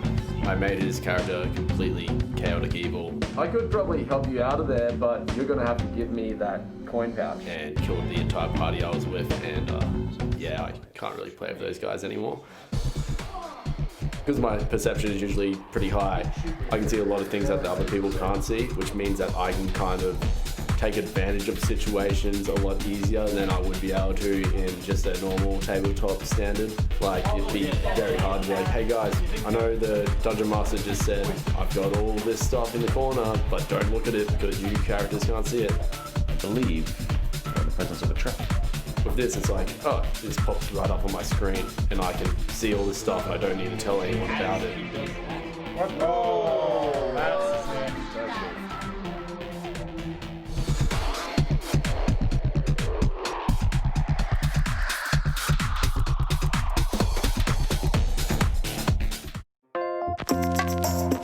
Never played it, never played anything interactive.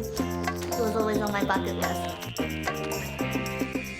I've always seen it on movies, my friends play it, and I heard that it's like really immersive and that it can last for months. Oh yeah, look at that. I couldn't fathom how gameplay works like that. Like tailoring that some people could see certain things and then like other players couldn't. When they said it's all your imagination, I'm like, what? Like anything? I'm gonna run up to one of them and like hook my bow over its head, draw it back, and like decapitate. Imagination is endless, and I think having the visuals, it kind of brings it into a cool way.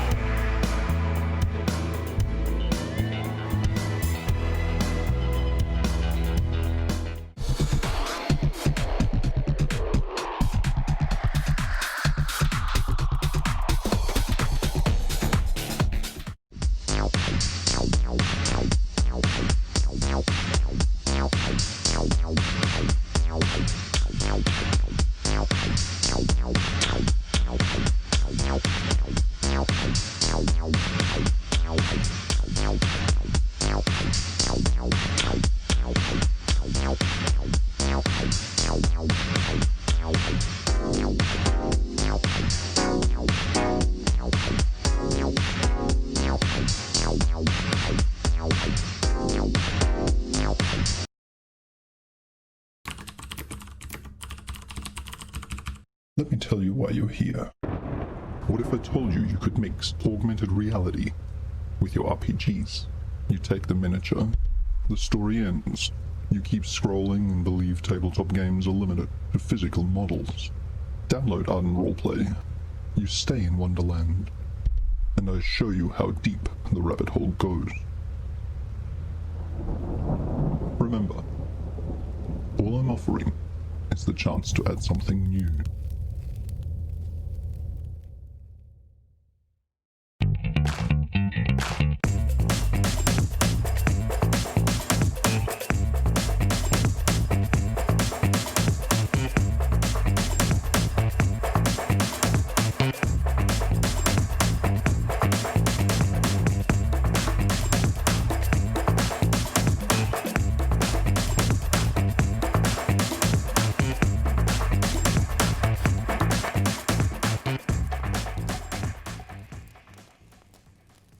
it is a tricky situation.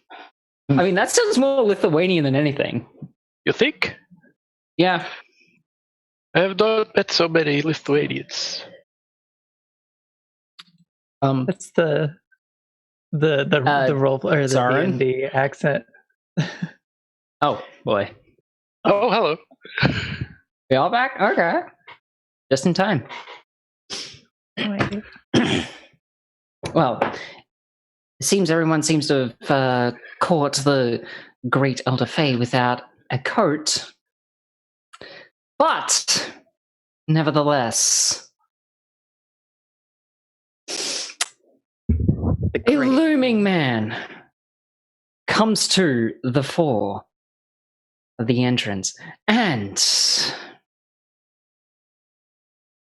asks that something be taken elsewhere in agreement. He's bald, scarred, and wearing a robe. The hood is around his neck. I do a quick look around the room and I count the other people. Oh, it's a completely new guy. Am I hallucinating? Yes. I don't think you are, Sinead. I'm seeing someone there. I kind of let O'Leary back onto the floor and point my gun at this thing. Another Hello. step. Hello, whoever you are. The robed man takes another step, quite a few actually, and says, "What? Point that smoke machine elsewhere."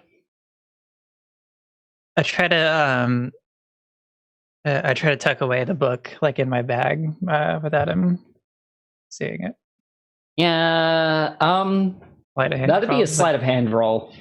Ooh.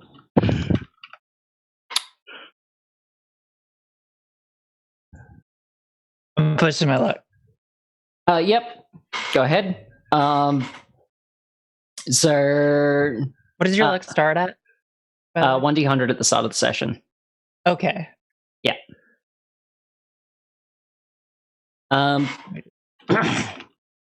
It's like, yeah. Right on that. Yeah, you'd have to get a pretty abysmal roll to like not have the luck to spend on that. Yeah. So you tuck it away, and he seems to be advancing on Sinead. Can I move forward and roll intimidate? Yes, you can, but it will require an extreme success. You are very unnerved by this guy. I feel like I probably just shoot too. I mean, are you gonna let Quincy take a move, or are you just gonna take a shot? Oh, I mean, like how quickly is this thing moving towards? Kind of just, he's not concerned that you have a 45 pistol pointed at him. So I'll hesitate for a moment, And... So it seems to be like moving, regardless of us, towards Sinead, who is bleeding on the floor. Wait, can we? Do we not think he's just a human? I think he's a human, just like a scarred, bald dude, right? That's just shoot a man. Like, might be here to help. Maybe he's a doctor. I don't know his intentions, but he did just he's just walking past a gun as we speak. And I said stay where you are, and he didn't, and he's coming towards. And there's been weird stuff going on. Yes, you can push your luck for 6. Okay. So, is this individual looking like they might be friendly? So in spite of Quincy moving to block him advancing on you, and having a gun pointed in his general direction, he's definitely not phased.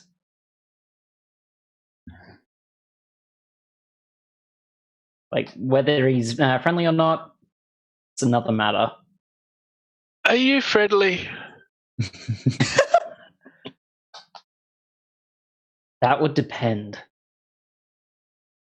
Are you trying to kill me?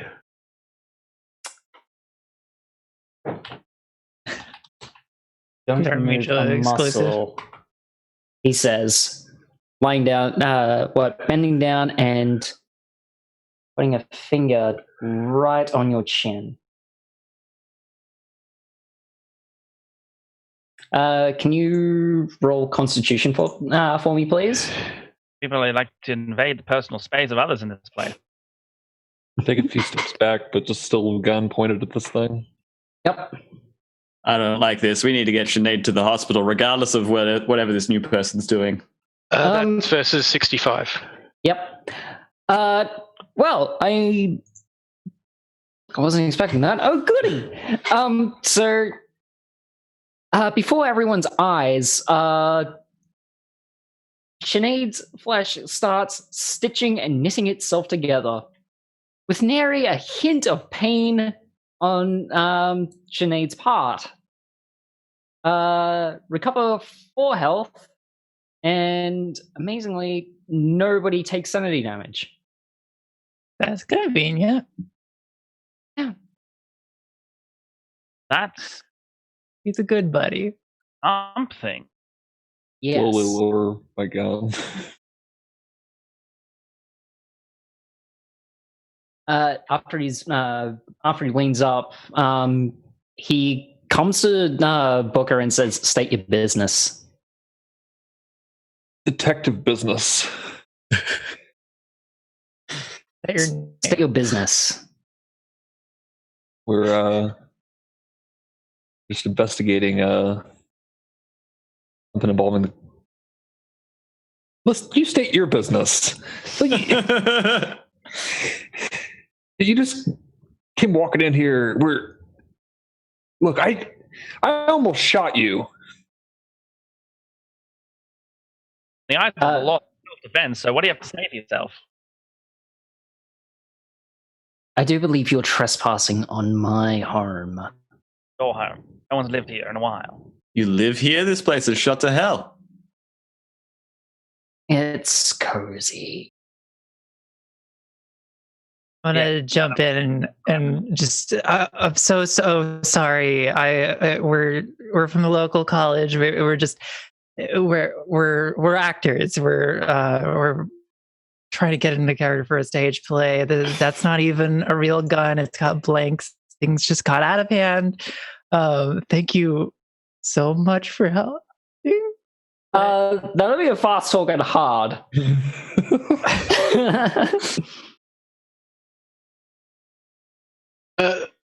Thank you, sir. Might I have your name? Get out. My name Okay, Mr. Get Out. It's been a pleasure. No. I think we'll take Get our out leave before I undo the good works I did. All right, look, guys, let's go. I'm on my feet and I'm beelining towards the exit. Take a point. There's a better time we can come back and have a chat. I want to keep my eye closely on him as I say this, but I say, come on, guys, let's go. Let's leave Reverend Thomas alone and just see if he reacts. Doesn't react. Okay. Like, at all. Okay. I kind of just shrug. I just shrug then. Yeah, I'll happily move towards the exit. Yeah. Thomas, how do you spell your last name? It's for the paper, you see. I'm going to update the registries to say that someone actually does, in fact, live here. She moonlights as a journalist. Yeah, this guy is like thoroughly done with your shit. Unless you want to try and what is it? What's the stat here? Unless you want to try and like take an extreme willpower check to try and resist this intimidation, you really should get out. You hear from outside the sound of my car starting. Alrighty. I'll put it down as Mr. Johnson, and we'll say that occupant lives in church. Good day, sir. And I just leave. Yes, I am out. On our way out, I just turn around, like, just take a deep bow, just like, thank you, so sorry. Support your local theater. And scene. Okay, you've exited the Chapel of Contemplation, and Sinead's car is ready to go. Would you like to continue the investigation? Well, I think if Sinead's still there, I would want to ask how she's feeling. Yeah, how's your stomach? I don't think we need to go to the hospital anymore. They seem to get you out. Yeah, no, that would be fair. I'm actually feeling completely tickety-boo. I feel like we should still go to the hospital. That's weird. You were run through with a sword. I feel like I might like to go back to my place just to get a new shirt. How are you feeling? You feeling any pain? You feeling any kind of discomfort in here? No, I'm actually feeling quite okay. It's whatever was done seems to be undone. All right. Well, I pull out from my possessions. I've got like a little bottle of pills, and I'm like, have some aspirin. Do you need? No, thanks. It's okay. All right. Well, just keep it on your side or something like that. That's all right. Why would someone go out of their way to seemingly heal a potentially mortal wound and then throw us out of their building? In a threatening manner, no doubt. How did he do that? That's what I'm asking. Nobody's shocked about the fact that he was just able to magically heal her sword wound. Fine. I think by the time someone was whispering not so sweet nothings in my ear, and someone was stabbed through with a sword in the middle of a church, shot to hell, I'm ready to call this one a day. But if we need to push on, then we'll do what we must. At this point, out of nowhere is one of the normal things that happened here, because I saw two ungodly abominations standing right behind you, a spiky one and a tentacle one, and we'll see and see. What? So what? Yeah, so there seemed to be, through the photo lens, I assumed it was a triggly eye at first, but then I took another one, and I saw there was a spiked thing trying to whisper in an ear, and then another one seemed to be a bit tentacly, you see, and it was almost wrapping around, like embracing you for a hug, Heidi. Okay. Yeah, so that's why I thought that when the man rocked up, it was not a crazy deal, because we're already seeing clearly it taking too many of the pencil shavings. I don't know. Why was Corbett so frequently coming and going from this place if it is such a heinous place to be? Cultists were arrested here. And killed. Velma, I have a quick question for you. Yeah. Have you been eating any food that has had a large amount of mushrooms in it recently? No, my diet consists purely... Oh, no, there was a mushroom in last night. It wasn't there. A big portobello fellow, wasn't it? I must possibly need to go to the doctor after this whole endeavor. Hey, Velma. Okay. Can you take my picture again? Yeah, sure. Stand in front of the church. It's good for the scoop. Hang on. Let's not do the church. Let's sit next to me in my car and then take a photo of both of us. Yeah, for control. The Corbett house. I take. Is there anything on this new one? No. It's just a picture. See, when we're in the bounds of the building, that these beasts are around. Maybe they're Healy-Man's pets. Maybe he keeps squid. Maybe he's their pet. Land and squid? An urchin. Well, I don't know about you all, but I'm mighty interested in figuring out what Corbett was up to in this place. Yes, and I have a bloody shirt to change, so I think I need a fresh blouse and a quick freshen up, and then I think I'll meet you at the Corbett place, yes? That sounds good. Sounds good. Does anybody want to accompany her in case she's actually still stabbed? Or are we happy to take her at her word with this one? I'm happy to take a word. I can't miss a beat of this spooky nonsense. I probably have a duty too. I will take responsibility for this. Okay. So off we roar, and we will reconvene with the rest of the group at the Corbett House in about 10, 15 minutes. Yep. Okie dokie then. Good. Everyone go into the Corbett House. Could you please refer to the tome card in your Call of Cthulhu sets? Ooh. A-R.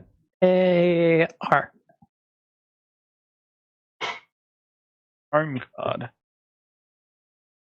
Yes. This is that first 3D model we were looking at. Pay no attention to the man behind the curtain, but yes. Yep, cool. Thank you.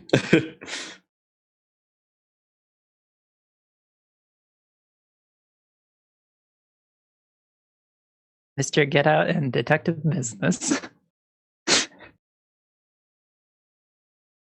We'll fix it in post. So you come to the Corbett House, which is a bit of an eyesore in the midst of some more modern brickwork apartments. Of course, it's like the rest of Boston. Old mixed in with the new, and not a whole lot to behold. In fact, if it weren't for the address, you're pretty sure you would have missed this place 100 times over. You see two entrances, one at the side and one right in front of you behind the dilapidated pale fence. What would you like to do? Well, this is much more normal looking than I was expecting after the shenanigans we just went through. Are we all back at the same place now? Yes. Okay. Well, I guess let's check the front door. Yeah. Okay. You did have a key from Mr. Knott's handout at the cafe, so you're able to get in. Is it? I assume it's very dark inside. It's late afternoon, so you've got enough light to navigate, not enough light to, stay for long. Right. What is the room like? You come to a hallway on the ground floor that leads straight to a flight of stairs up and down, and a few doors at your sides. Well, what are we feeling? Should we split up or take this all together? Now we're finally here. I feel like sticking together might be the option to go down. Mostly because last time we didn't even split ourselves up and someone got stabbed. Yeah, it doesn't seem like we've got that much ground to cover. We might as well stay together. No worries. Okie dokie. So, on your right is what appears to be double doors leading to a living room, and on your left is a single door leading to probably a single room. What would you like to do? I just naturally would probably walk towards the living room, I think. Also, stairs at the end of the hall leading up and down. So don't forget those. So all in the living room? Sure. Yep. Yeah. Okie dokie. So, if you would refer to your study card from the Cthulhu set. Yep. Ooh, cool. All right. Oh. Yes. I can turn the card around. We'll see you in the dome. Right. What have we got here? We've just got a table with a cross on it. Used to be cross. A heater. Very old building. Some notes on that desk as well. Yep. And an overturned chair. I wonder what happened. Table over here. Try to turn that lamp on. Is the power on? You switch it on and off, and there's no power. Okay. Are they crosses or anks? They're crosses. Yeah. 3 of them, it looks like, in the room. Yes. Ow. Can I walk over to the wood heater, it looks like, here, and see if it's warm? Yeah. It's cold as ice. Okay. And there's a lot of burnt stuff in it, but it's a heater. Can I roll spot hidden in the burnt stuff, see if there's any documents, something in there? Yes, you can. Okay. Get the window up here.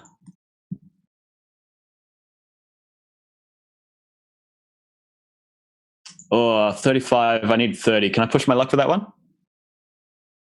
I'm going to do my a GM roll, if you don't mind. No, go for it.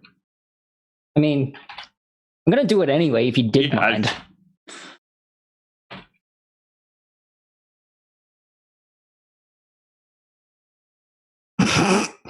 Oh, yeah.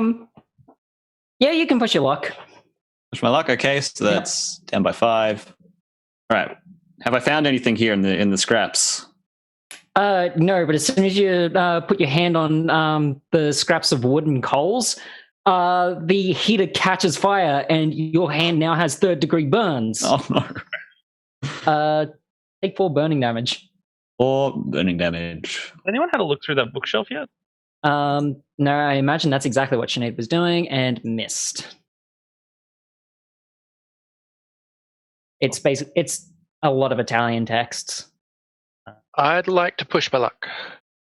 Okay, that'd be 21. If you're going for like over 60, you might be better off pushing it. Sorry, not pushing my luck. Push my so push the roll. Push the roll. Yeah. Sorry. Yeah. So it's like re-roll. It's just kind of got to be careful with this because there's like push and then use luck and then it's like you say push your luck, which is the same. Yeah. No, I understand. Oh, checking out the bookshelf. Yeah. Okay. Oh no. Yeah. The first book you reach on the bookshelf. Who's familiar with Harry Potter and the Philosopher's Stone? Because the first book you pull out and go to inspect, as soon as Quincy's hand catches fire, there's a face in the book that jumps out and starts screaming at you. Oh no! This room sucks. That book is screaming. The book is screaming, and that book is screaming. I'm guessing that's a willpower roll. No, screaming. It's just. It just is. Yeah, it just is. Okay. Ah! Yeah. I respond. Oh, it's on the desk. I'm gonna plop myself down on one of these couches and pull out the book and just start thumbing through it. Okay. There's a very early edition of World Book Encyclopedia you have, and it's all in English. Looks pretty interesting, but you also wondering why you're doing this in the midst of Quincy having a scorched black hand and Jemma wrestling and Sinead wrestling with a book. Wait, I thought there, like the book that I got from the chapel is just an encyclopedia. Oh no! Wait, no! Oh, yeah, that's what I was like. Wait, what? No, I think you just grabbed off the shelf. Oh no! This book is bound in human flesh. It's just an almanac. Yeah. Okay. So the book from the chapel, details a process specifically. There are a couple of phrases in German you do recognize untoten as undead, everlasting, and sacrifice. The parts that are in English you can make out as basically a recipe guide, like the cookbooks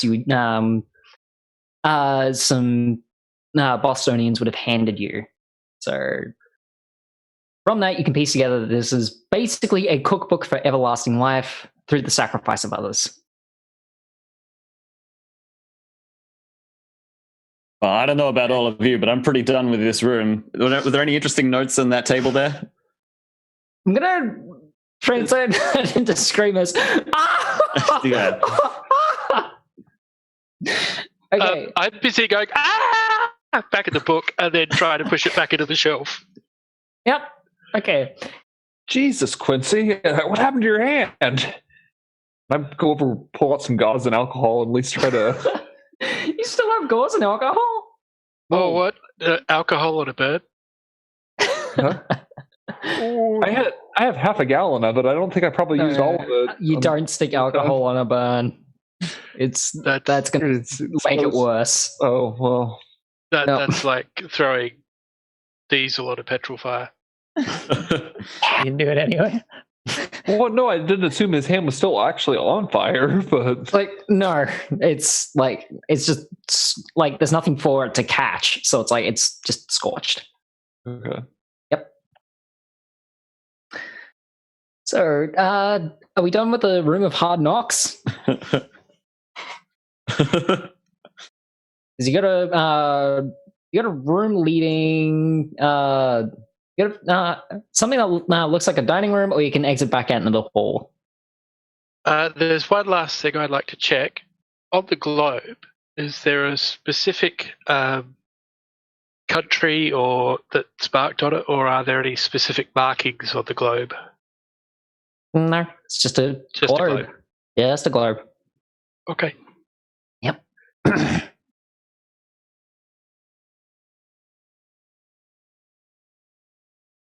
So, is everyone heading out into the hall, the dining room? I got to quickly make one last suggestion, and that's that for those of you who are believers, maybe you might want to pick up one of those crosses. It's probably not going to be much help to me. My faith expired a while ago. I'm feeling pretty done with this place here already. I'm pretty hard done by, but if you think it's a good thing to do, I'll euthaniate. I might do it. Hope I don't lose my other hand. Anyone else going to pick up a cross? Get hurt. All right, well, it's fine. I'm only a taxi driver. What do I need my hands for? So I'll pick up the cross. Okay, you have a crucifix in your hand now. Where to next? I think someone else should decide. I've clearly got some bad luck going my way at the moment. Probably some pain. The hallway that's next? Or the hallway? Just out of interest, what season is it outside? Spring. Spring. So no snow? No. Okay.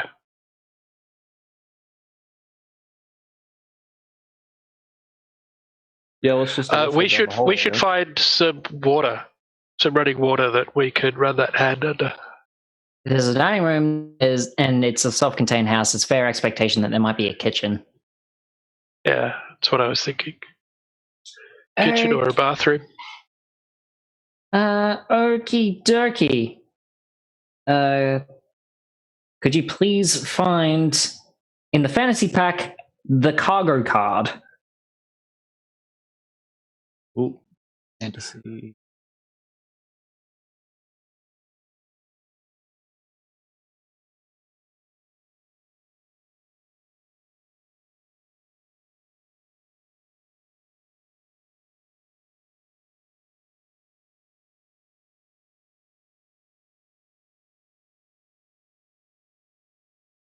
I should have printed these.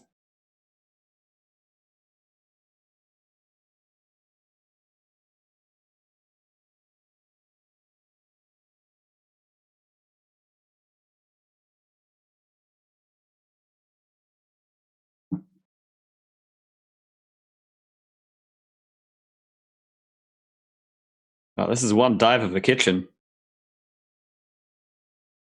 At least the tap works. I immediately jam my hand underneath it. Okay. It stings and it burns, but you can pretty safely say that you've removed any surface layer of charred skin. Ace. Yep. I look around for a tea towel, anything that might be able to be used to wrap the wound. Wrap the head. Everything you can see is like either moldy or filth covered. This place has been abandoned for a while. I think I do still probably have more gauze. I don't know. It just was kind of general gauze. I don't know if I used it all on the stab wound. I'd presume you have more gauze, so that's a fair cop. Okay. Is that a first aid check, or are you just gonna? No, just slap it on. Just wrap it on. Cool. Yeah, because you're not doing anything more than just applying a bit of pressure.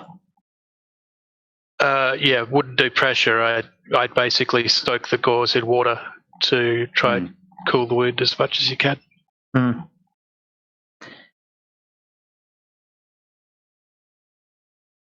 So, now that we've attended to Quincy's hand, what would you like to do in the kitchen? What is the smell in the kitchen? Putrid. Yeah. A pot of stew or something. I mean, you can check it if you like. The book. Would I notice anything about? Yeah, sure. What that guy did earlier, like healing things. That I comprehended at all. Not available in this instruction manual. Not applicable. Yep. I'll check. You learn to do that. So Velma's checking the pot. Yep. I will be going through the shelves looking for anything like laudanum or opium or that sort of substance to help with the pain with Quincy. Oh, goody. So we'll deal with both of them at once. Both in the pots and in the shelves is just layers and layers of rotten food. In fact, the rot has rot. It is that old. Ugh. Ah, that's disgusting. Yes, no wonder Helmet can't sell the place. God. Yeah. Like, if you're trying to sell it, clean it. You have to wonder if these families that moved in here, if they got sick, it was probably just from the condition of the place. Although a self-combusting wood heater is a bit of a... I think we've got our answer. We'll just go tell them, like, clean. TLC, and I think we should be right to sell this.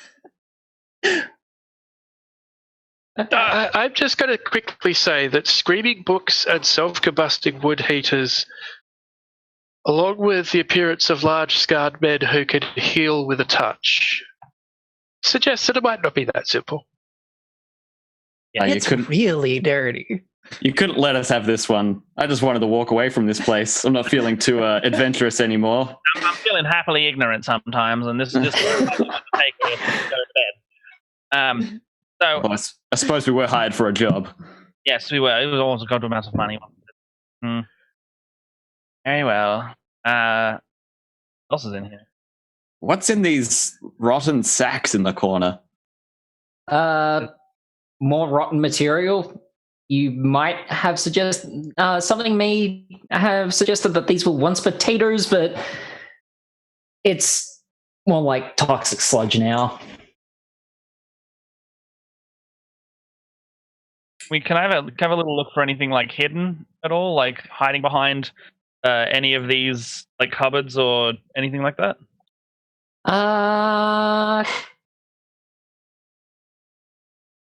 Spot hidden. Yeah. Oh, that's bad. 94 when I needed 50.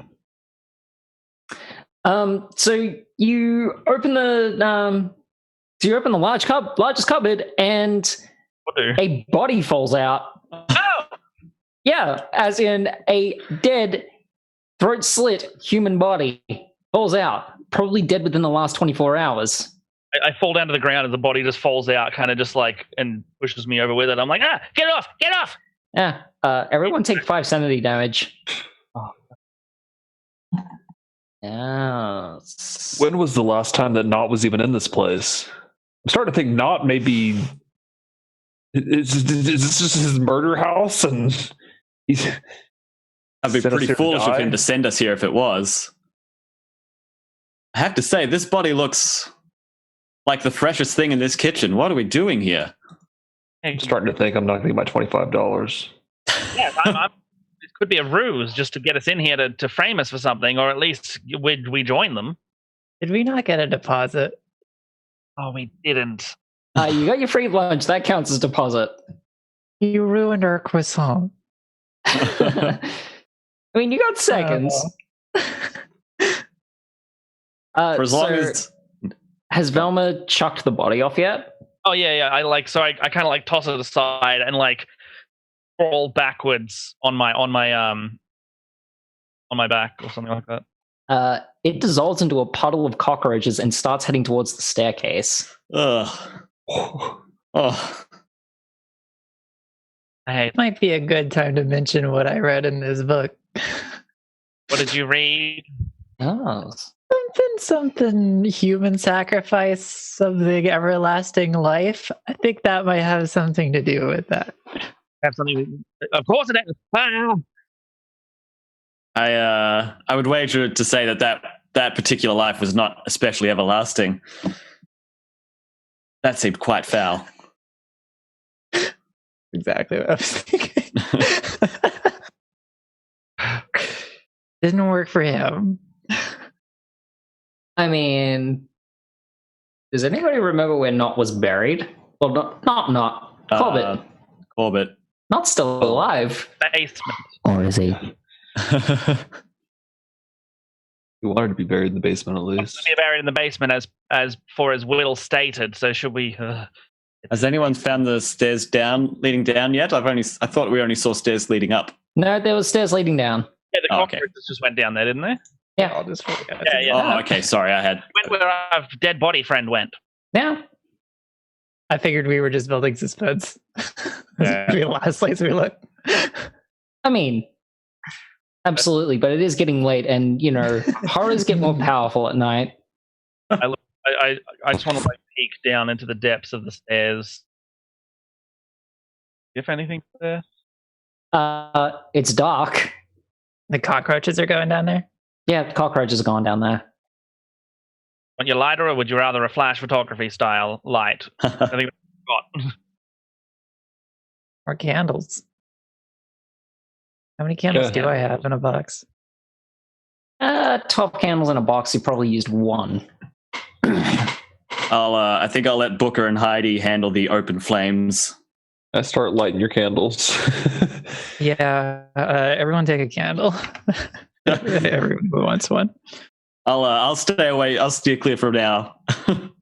A candlelight vigil pre us dying. Oh, preemptive vigil. We're murdered. Yeah, that's not the spirit. You're supposed to win. Okay. Well, this got morbid very quickly. Please find the murder card in the fantasy pack. Oh boy. No. Yeah.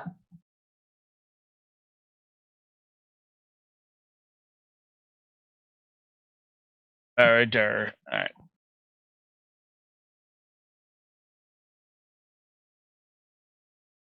Oh no! Oh no!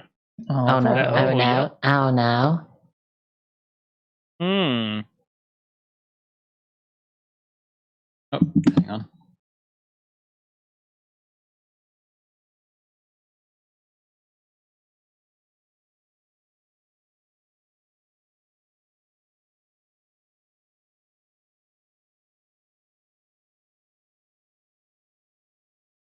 Oh, hi, cockroaches. So they are. Little babies. Yeah, they're just dancing around. Ew. They're fine. Yeah, they're fine. They're vibing. Yeah. So you see some scattered materials around, some short up, some planks are just leaning up, some maybe shoring up, if there was any other materials around, a wall, and what looks to be a storage cupboard. Well, I'm not going into the storage cupboard again, because that's what happened last time.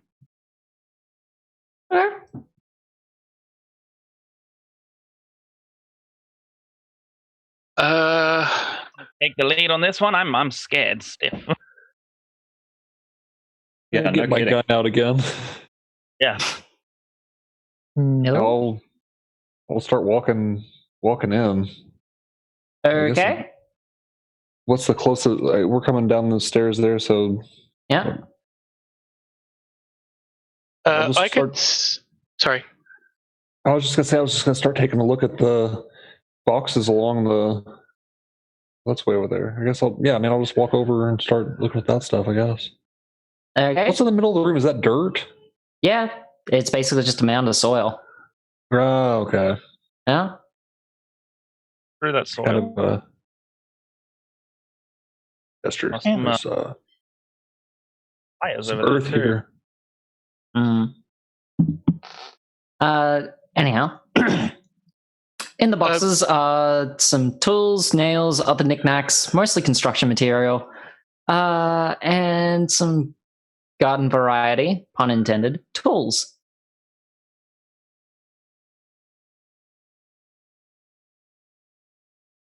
Right. I would like to grab the hammer that's on the floor there, if that's possible. Is it usable? Yep. You can grab the hammer if you like.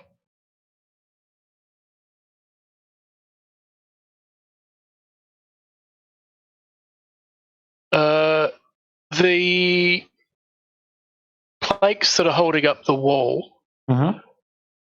are they nailed in place? Nope. So even in dim lighting, you can tell that they're really loose. So if we were to remove one or two of them, we might be able to see what might be behind that wall? Yep. I ask for some help trying that. All right, I could help you pull these down. Okay. Okay, so you pull some of the planks down, and the wall comes down. What is revealed behind it? Looks like a crawl space. Like you'd have to get on your hands and knees, but it's a crawl space.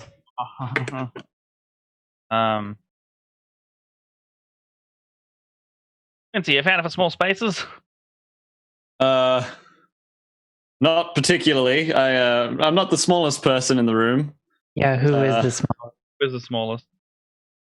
Look, I have the most active imagination, quite possibly here, as a novelist. I'm willing to go first if it helps the rest of you follow behind. You're a brave soul. Can you do a willpower check for me, please? Sure. Just Sinead.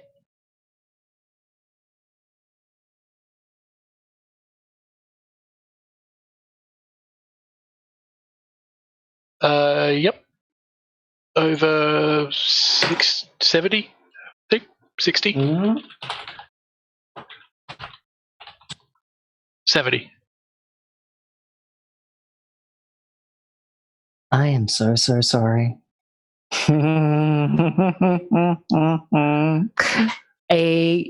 You feel like someone has grabbed you and put you in held your arms behind you. In the glint of the light, a knife rises up from the box of tools, and that knife goes jumping straight into your throat and back out the other end. Oh. Okay. Yeah. So I'm going to say the chances of dodging that are pretty minimal. Yeah. Oh my so god! I need ex-investigator. Yeah. Yeah. Did we see this? Yeah, everyone sees this. This isn't a knife? This isn't a stealth kill. This is a straight up fucking execution. Oh my god! Yep. Oh no. What? Are you okay? Jemma, would you like to choke through your blood? Oh my god! Yep. I don't know about you all, but I think we need to get out of here. Having such a hard time processing this. What just happened? Yeah. I at least need to take the photo to remember the memory and the evidence, and this is going to be a whole lawsuit by the end of it. And I want to make sure that none of us are held accountable for this, because this is some messed up stuff here, and I'm just like visibly shaking. Are you trying to rationalize this? Don't Velma? take pictures. We don't have an alibi. Like, Velma, are you trying to rationalize this? Yes or no? Absolutely, yeah. Okay. I want you to roll 1d10 for me, because there's no way to rationalize this. Or you have forgotten the day's events. In fact, you don't even know why you're standing in the room. All you know is that you were standing over a dead body and a knife is sticking out of her mouth.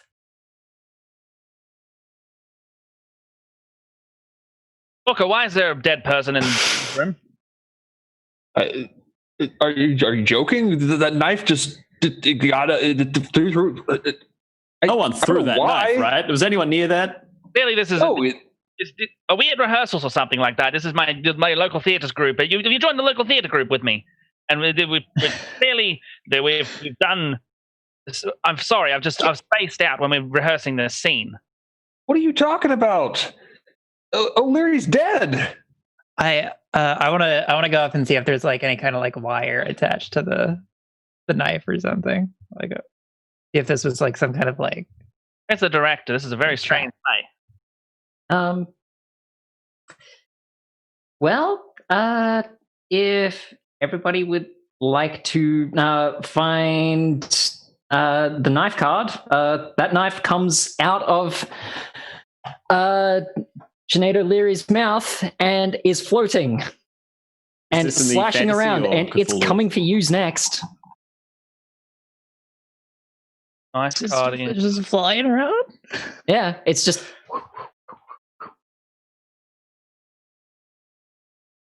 Somebody grab that. I'll try to grab it. Yeah. What would that be? That would be a dexterity roll. Just straight up dex. Okay. Yeah.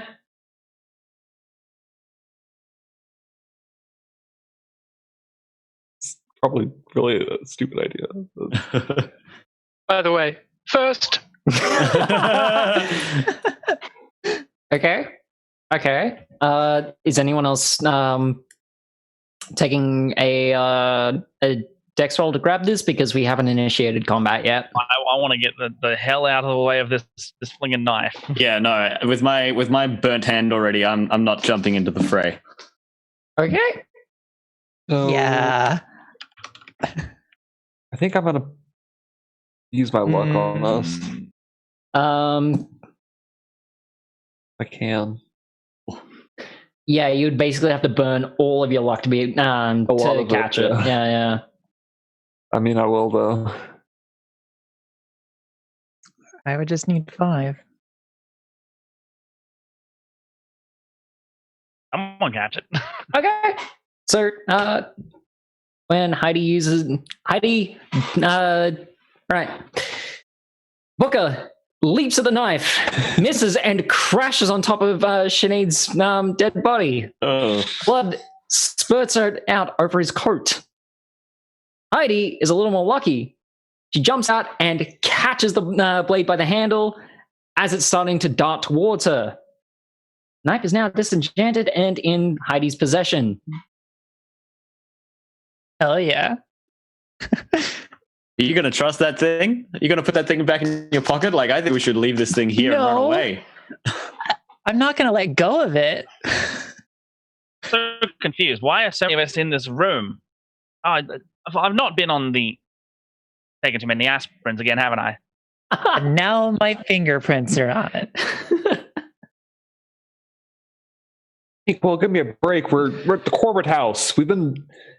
I did hear something about a portobello fellow before. Maybe there's something to do with that. Oh, I did eat portobello fellas again for dinner, didn't I?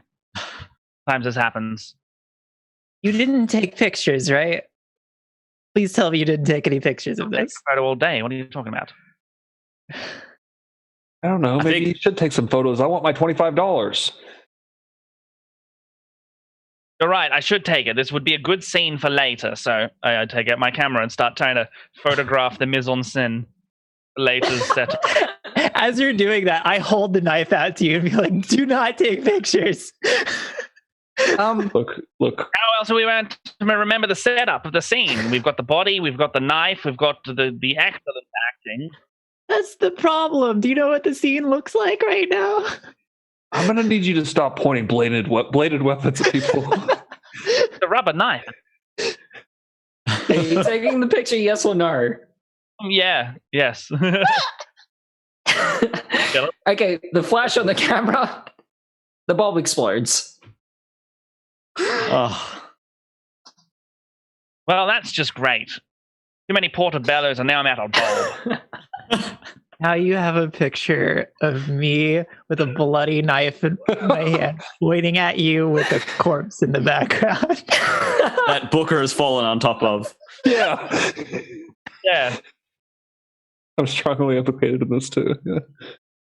Team, I don't know what our next step is here, but this is clearly not going well for us. I've lost the use of one of my hands.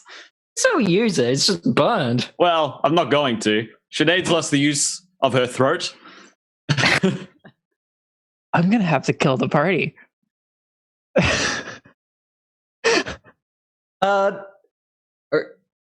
Okay. Is anyone else doing anything? I'm trying. I'm making for the stairs. I'm not necessarily like leaving the whole property, but I'm heading out. Okay. Quincy's heading up. Booker, Velma. I think I may take a quick 10 in the smoke. Okay. You go up with Quincy. Booker. Kind of look down at the dead body. Should we try to get her out of here? Are you gonna stab me? Yes. Okay. So that would be a hard willpower check. I'm definitely going to threaten to stab anyone who leaves. No, that would be a hard willpower check. Beating 40. Oh boy.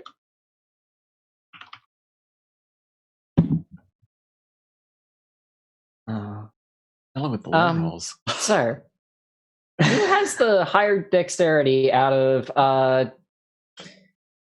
Heidi and Booker? Mine's a 55. I have a 70. Heidi, you have the compulsion now to kill Booker. You know he's a PI. He's going to kill you. He's going to kill you first. Going to report you. He knows exactly how to pin this on you. Mm-hmm. Don't you think it'd be a good idea to use that new fandangle knife on him? Stab it. Oh, cool. That would be your finest fighting sword rapier roll, please. And Booker, you may roll half dex to dodge. Okay.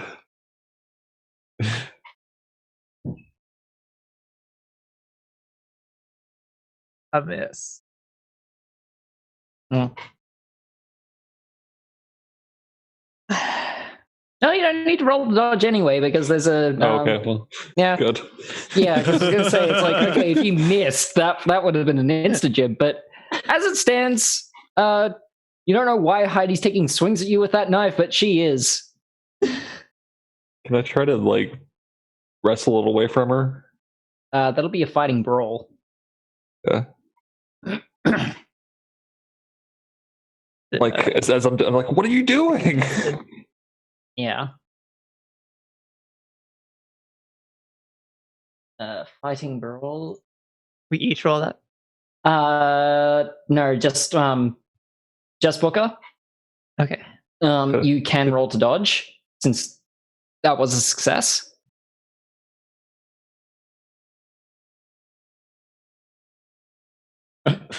Ooh.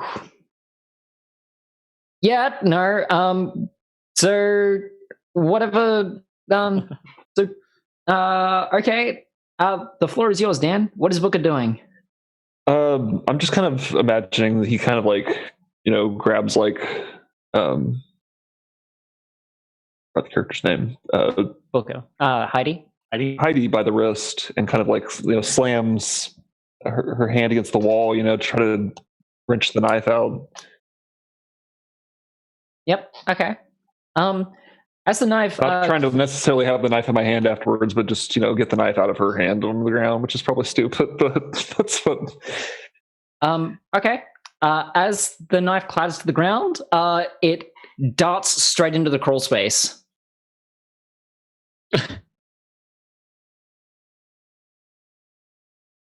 Oh no! I just push Heidi away from me now. Like, are you all right? Is this the moment in the horror movie where there's a nail sticking out of the wall? No, this is the moment in the horror movie where you say, "Yeah, you're just fine. You don't know why you just tried to stab Booker, other than it sounded like a really good idea." I don't know about that. I was definitely trying to cover,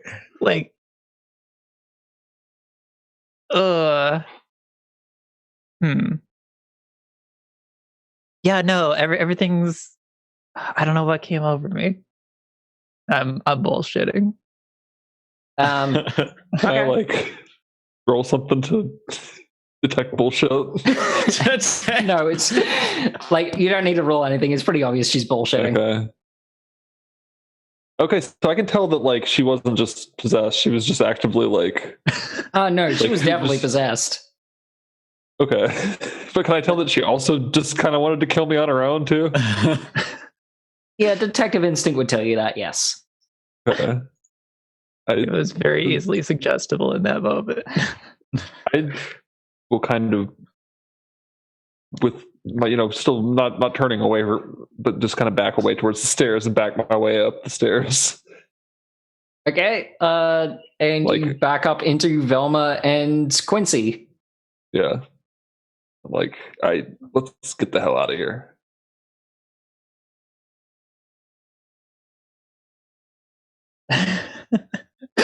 So, method actors. Method.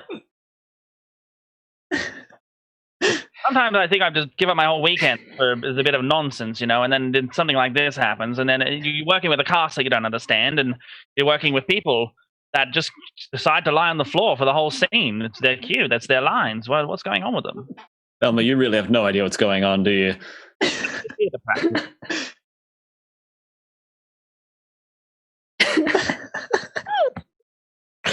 Why are you all laughing?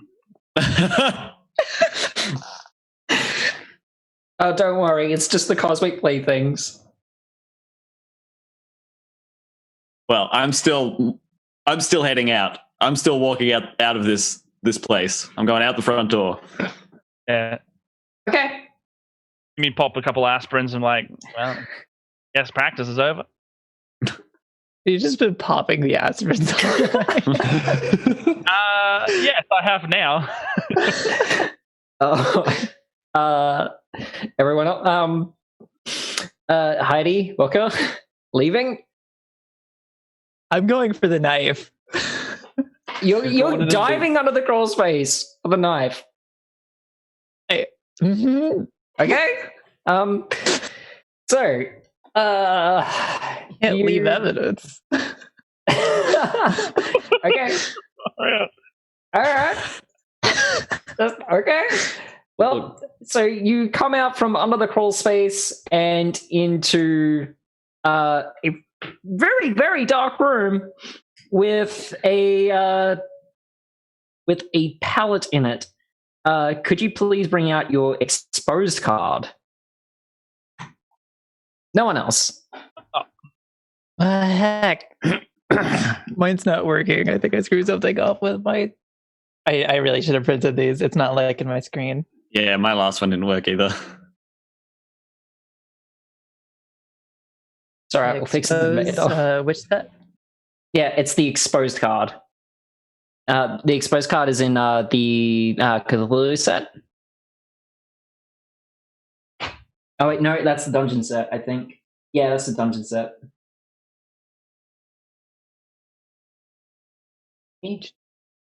I have my sets confused because they're like, it's one of those ones that belongs in the both of them.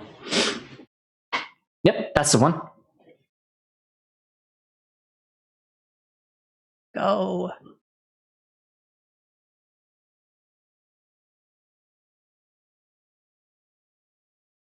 Anyhow, it is on stream. Yeah, exposed. It's in the fantasy set. Yep, there we go. It's in the fantasy set, and as Heidi rises from getting her knees dirty, so does the mummified body on the wooden pallet. Yeah, you've pieced together the rough translations of everything in the book, and this is in fact Walter Corbett, buried under the earth for eternal life. Can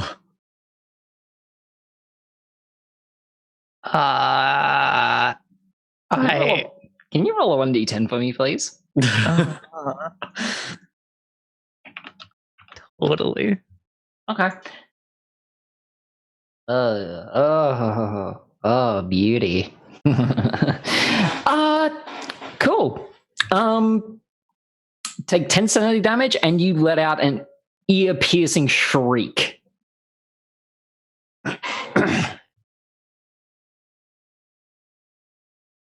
Which you're pretty convinced that someone in Britain might have heard it, up to and including everyone above you.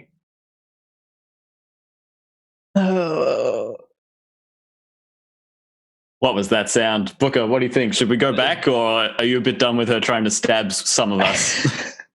I don't know. I don't think she was possessed, but I don't know. I think she was just trying to kill me too. Yeah, it sounded like it. Not have some kind of weird angle going on here, but God, I don't want to leave somebody down there. We need to find out what's going on, don't we? I think so. I think if we turn around now, we're at least kind of. I think because of what Heidi was doing, I think we would have been framed for anything that was going on down there. I think we need to go help her out. Maybe she'll stop trying to stab us if we do. All right. Velma, are you coming with us?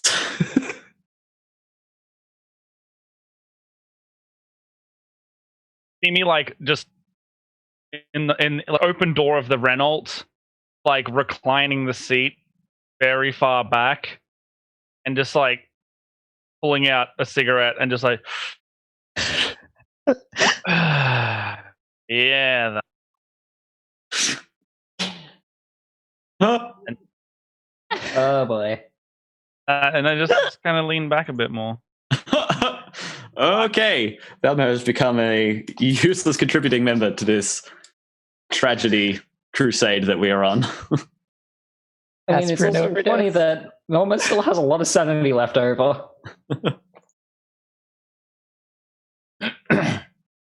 Anyhow. Okay, so what? We go down to the crawl space. Let's Yeah. go. You'll go down to the crawl space, but it will take one turn of combat to actually get into the room. So Corbett begins advancing on Heidi, like closing in, arms stretched out, and coming for you. Yeah, he coming. Are we in? Yeah, how we're in does this combat. initiative work? It's basically just highest dex. It's highest dex goes down, basically. Gotcha. Yeah. I try to go back through the crawl space.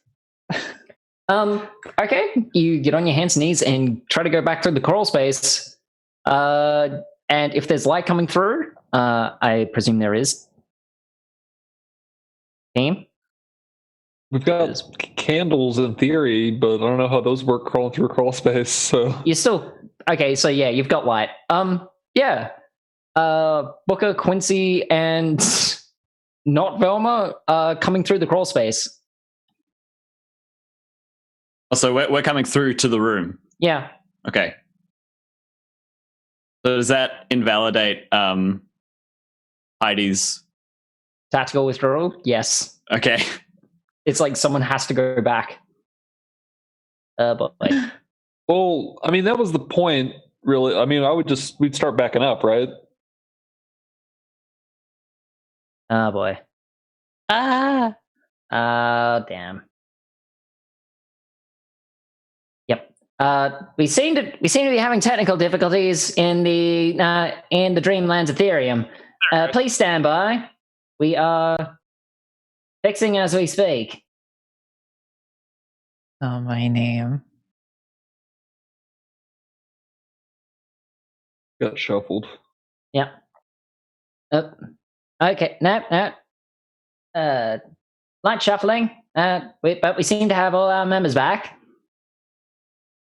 Oh, if it helps as well, I just restarted the app and I'm scanning cards I wasn't able to before now. Oh yeah, I was afraid to do that just because I wasn't sure if it would keep. Oh no, it works that way. Yeah, no, it's pretty easy to rejoin back in. I should have asked. Good feature. Good job, Des. Yeah. Oh, I can see this floating knife now. Yeah, it's like, like there's actually, believe it or not, a lot of stuff that it really is just turn it off, turn it on again. It's great. Mm-hmm. Yeah. Exposed. So, Look at the art, by the way, on these cards. Awesome. Stream forthcoming. In a forthcoming Meet the Artist stream. Hell yeah. Yeah, no, the cards are really nice.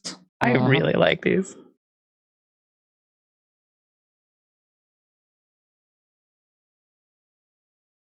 Okay. Is the stream fixed? We got Kerry and we got Kerry and Dan in the right place. It's everyone else. Yeah. Nice green eyes. Yeah. It's alright. Okay. He's gonna head off, so alright, we'll wrap the show up. We're basically at the end anyhow. Spoiler alert. So, one party has to get out of the way to, so Heidi can get out, or the others can come in. We'll back up because the point was to, make sure Heidi was okay, basically. Yeah, I'm like, there's a monster. Right, Get cool. Out. Yeah. Of course there is. Let's go. Yep. Okay.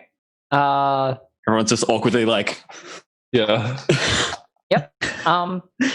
Okay, cool. As the person in the back tries to back up and get out, a swarm of rats starts biting into their calves. Yes. Celsius? Yeah. Can't go backwards. Keep crawling. They're just rats. Go. Yeah, can we not go? Can we? Are they impeding the path? Or They're impeding the path. Like they blocked it up, and they're chewing through Quincy's leg as we speak. Oh, how many limbs am I going to lose? All of them. All right, we can't go back. We have to go forward. I'm stuck in the middle here. I back up. Okay. Better to be stuck in the crawl space. Get devoured. So, Kerry, I'll get you to do a strength check. Booker, you see basically see a horribly mummified man stand up. He looks really standing up. He looks really emaciated and dehydrated. But I shoot him. Okay, okay. Sure, it is your turn of combat though. Just as soon as I can. Yeah, just roll your firearms. That roll for the strength check. Yeah, I rolled 77 on 60, so I failed it. You're not getting away from that grapple. You those rats are pinning you down. Okay. 19 under 40. 19 under 4. Oh, okay, that is a hard success. Cool. There's no way to dodge it, so you take 3 shots. That will be your finest of fine. 1d10 plus 5. Ooh. Okay.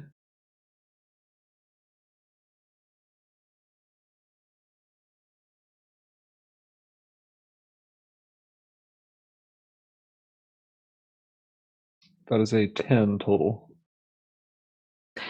Okay. A thin red glass-like barrier ripples and shatters after the first hit. The second bullet hits the emaciated, dehydrated body square in the head. And it's still alive, but it's shambling around. Next round of combat with the highest dexterity. Mine's 60. 70. Okay. So it's Heidi's turn. What would you like to do? Oh, did that come back around to me? Yeah, Was that not my turn? Oh, yeah. wow. Combat moves fast under me. Don't worry. I just try to stab him. Stab him with your rapier, the murder sword. Yep. 14, which is shit. That is very close to an extreme success. Wow. You know what? It's the end of the session. A team member is down, and Corbett's already reeling. I'm going to let you have the extreme success. 1d6 plus 6. Oh my god.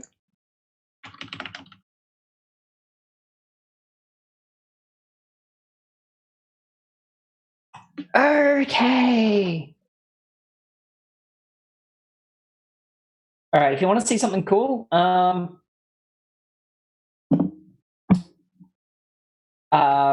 the grappled card from the Cthulhu set. Otherwise, that one. Yeah, leave it be. Grappled. Yes.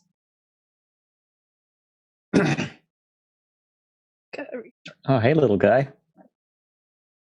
Little guy. That is a corpse rising from its eternal rest. He's embiggening. Yeah. And naturally, as Heidi rakes the rapier through his neck, after Booker has shot the being in the head, the rapier goes through the throat, all the way back around, and decapitates the mummy. It falls down and bursts into a shower of dust with a nice drizzle of fire on top. Congratulations! You have ended the haunting at the cost of one Sinead. And maybe Quincy's leg. And probably my career? Maybe. I'll get you more work. Everything's like settling back down. I see me like close the car up. I walk back downstairs and I'm like, all right, I'm in again. I'm ready to start again. Where's the director gone? You just see rats scattering everywhere. Next time we hire the community center. Okay, I think that's a pitch perfect place to end it right there. All right. Okay, congratulations, team. Through the trials and tribulations, you have managed to end the haunting despite the execution of one of your members and the loss of a few limbs. Yeah. You've made it. Quincy's not driving any taxis anymore. Oh, Quincy can definitely drive taxis. He's just like, well, me need a plank or two. Yeah. Yeah. I am actually hard to bow in a chair. Yeah. So I'm kind of sorry to everyone who came in expecting a lot more AR. This was just the rare once in a blue moon party that decides to look under every rock as opposed to you go, rah, we kill Corbett now. Yeah. Yeah, monster gotta die. Well, that was cool. That was cool getting to actually go through all the different rooms and see the different models. Yeah. If we've got a couple of extra minutes, it's like, Soren, could you put it back to the camera mode for stream AR, please? So you can have a lot of really cool stuff. You find the writer card that has the spare bedroom. It looks it's pretty pretty generic bedroom, right? But there's also a lot of other cool stuff you can do with it's what is it, the Haunted Resolve, where it's one game. I ended up using it to seriously injure an NPC, just because I had that animation in. It was a really good tension moment. You can have other things like Blood Rain. I'll probably have to turn the time off if this is still the version I'm very familiar with. Yep, there we go. There's a Blood Rain. Some other effects with some other features, you got the living room card on the study card. You also get some states that will have readables. So you'll have things what is it? A bit of parchment and some writing on the top, and then it'll just it just saves.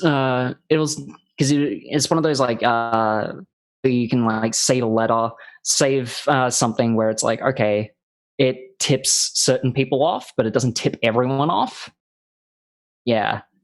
So it's on stream right now. So we're kind of just aiming for versatility with Ardent. So just trying to instead of having a big crate of hang on, I've got a appropriately sized box. Instead of getting a box this big full of miniatures that weighs about the size of a small car, it's all in one handy dandy phone and one or two handy dandy decks of cards. Yeah, totally. I think something like that's really cool for playing across distances we almost all have to do at the moment. Yeah. So that's also another thing we're pushing. So okay, thank you, Soren. We don't need the magic screen anymore. We can go back to our cozy fire and give each other a round of applause because I I've never been able to inflict that much damage as a keeper, mostly because I've been too nice. But I'm all glad you let me, shake you up a little bit. Oh yeah, that was brutal. Yeah, I'm sorry, Jemma. I've just had that. Sorry, I've had that execution idea in my head for a while now, and it's just like. No, it's all good. Honestly, it's fine. Yeah, I am not an evil keeper, chat. I am a very benevolent one. It's like if I was an evil keeper, I would have rule crunched this to oblivion and just gone, it's like, nah, you're gonna die. Yeah. No, I mean, it's part of the game. Yeah, the game is supposed to be high lethality, high brutality. Yes. Yeah. This is my first time with Call of Cthulhu at all, so I was pleasantly surprised by the murder. Pleasantly surprised. Oh, okay. Like all my experience with like D&D, it's so rare for someone to just die like outright. Yeah. So like, and I don't do like I've done like longer campaigns, so like you're kind of DMs try to keep your characters alive, kind of. So the fact that it just like there was genuine shock, Yeah. It's a good change of pace. Like this is the thing though, is like with Call of Cthulhu, it's like it's set up in such a way. If anyone's familiar with the game Mansions of Madness, it's very similar. Or even Arkham Horror. Like it's set up so the human investigator players don't have a lot of say in what's going on. Like, you're fundamentally stripped of power, but you're not so powerless that you can't actually, fight back. But yeah, that's where it's like, okay, I dialed it back a little bit, like, because there are spells, there's a lot of Lovecraftian lore that would just say it's like, straight up, like the second you entered that door, one of you would die. So it's like, there's a couple of things where it was like I was going, no, that's not fun. But yeah, just having that that turnaround of like, oh, okay, you're getting a little too close to me. Someone needs to die. That's yeah. Very, very cool. Like I said, I was good with it. Yeah.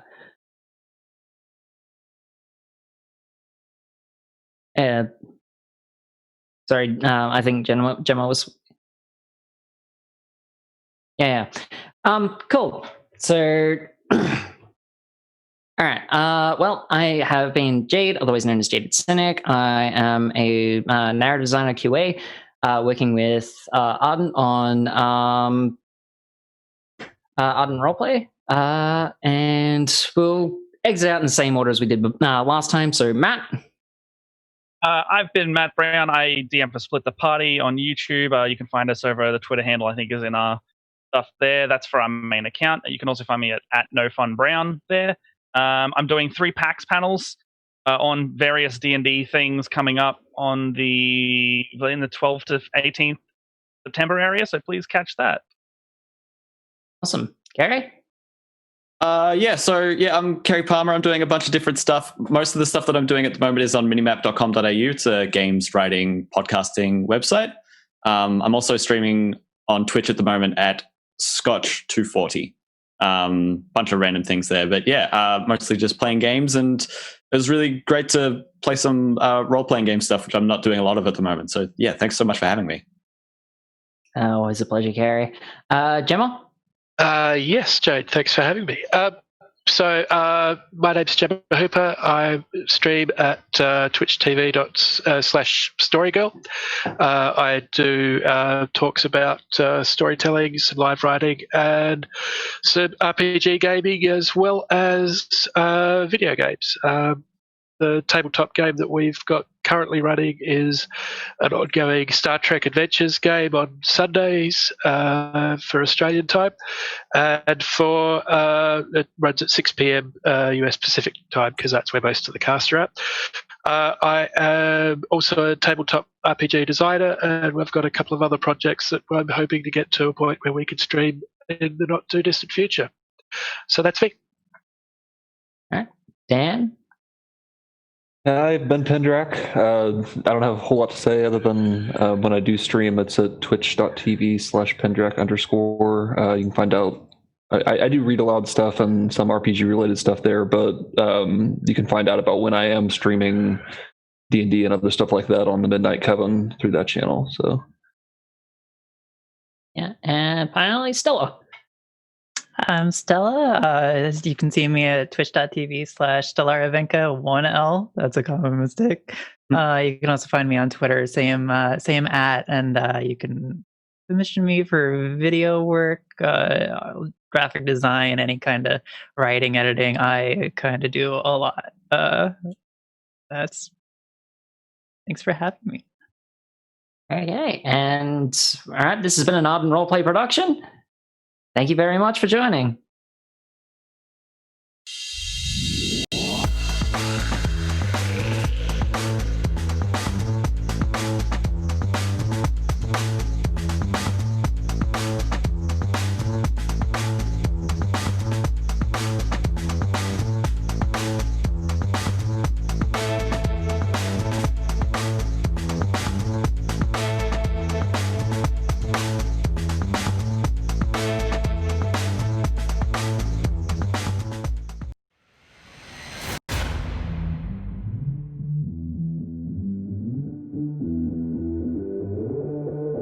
Having something that you can kind of physically see and be like, this is what it is, this is what it looks like, is a very simple way to just keep story flowing.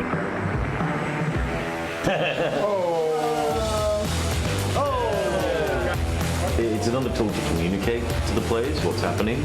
Imaginations are endless. Players who are new into the game, being able to describe, what a crypt or a dais or something is. I believe we're in the presence of a trap. With this, it's like, this pops right up on my screen, and I can see all this stuff, and I don't need to tell anyone about it. That is amazing. That's so good. Oh yeah, look at that. Dang. To have that visualization right there, pretty impressive. Yeah. Having the visuals, it kind of brings it into a cool world.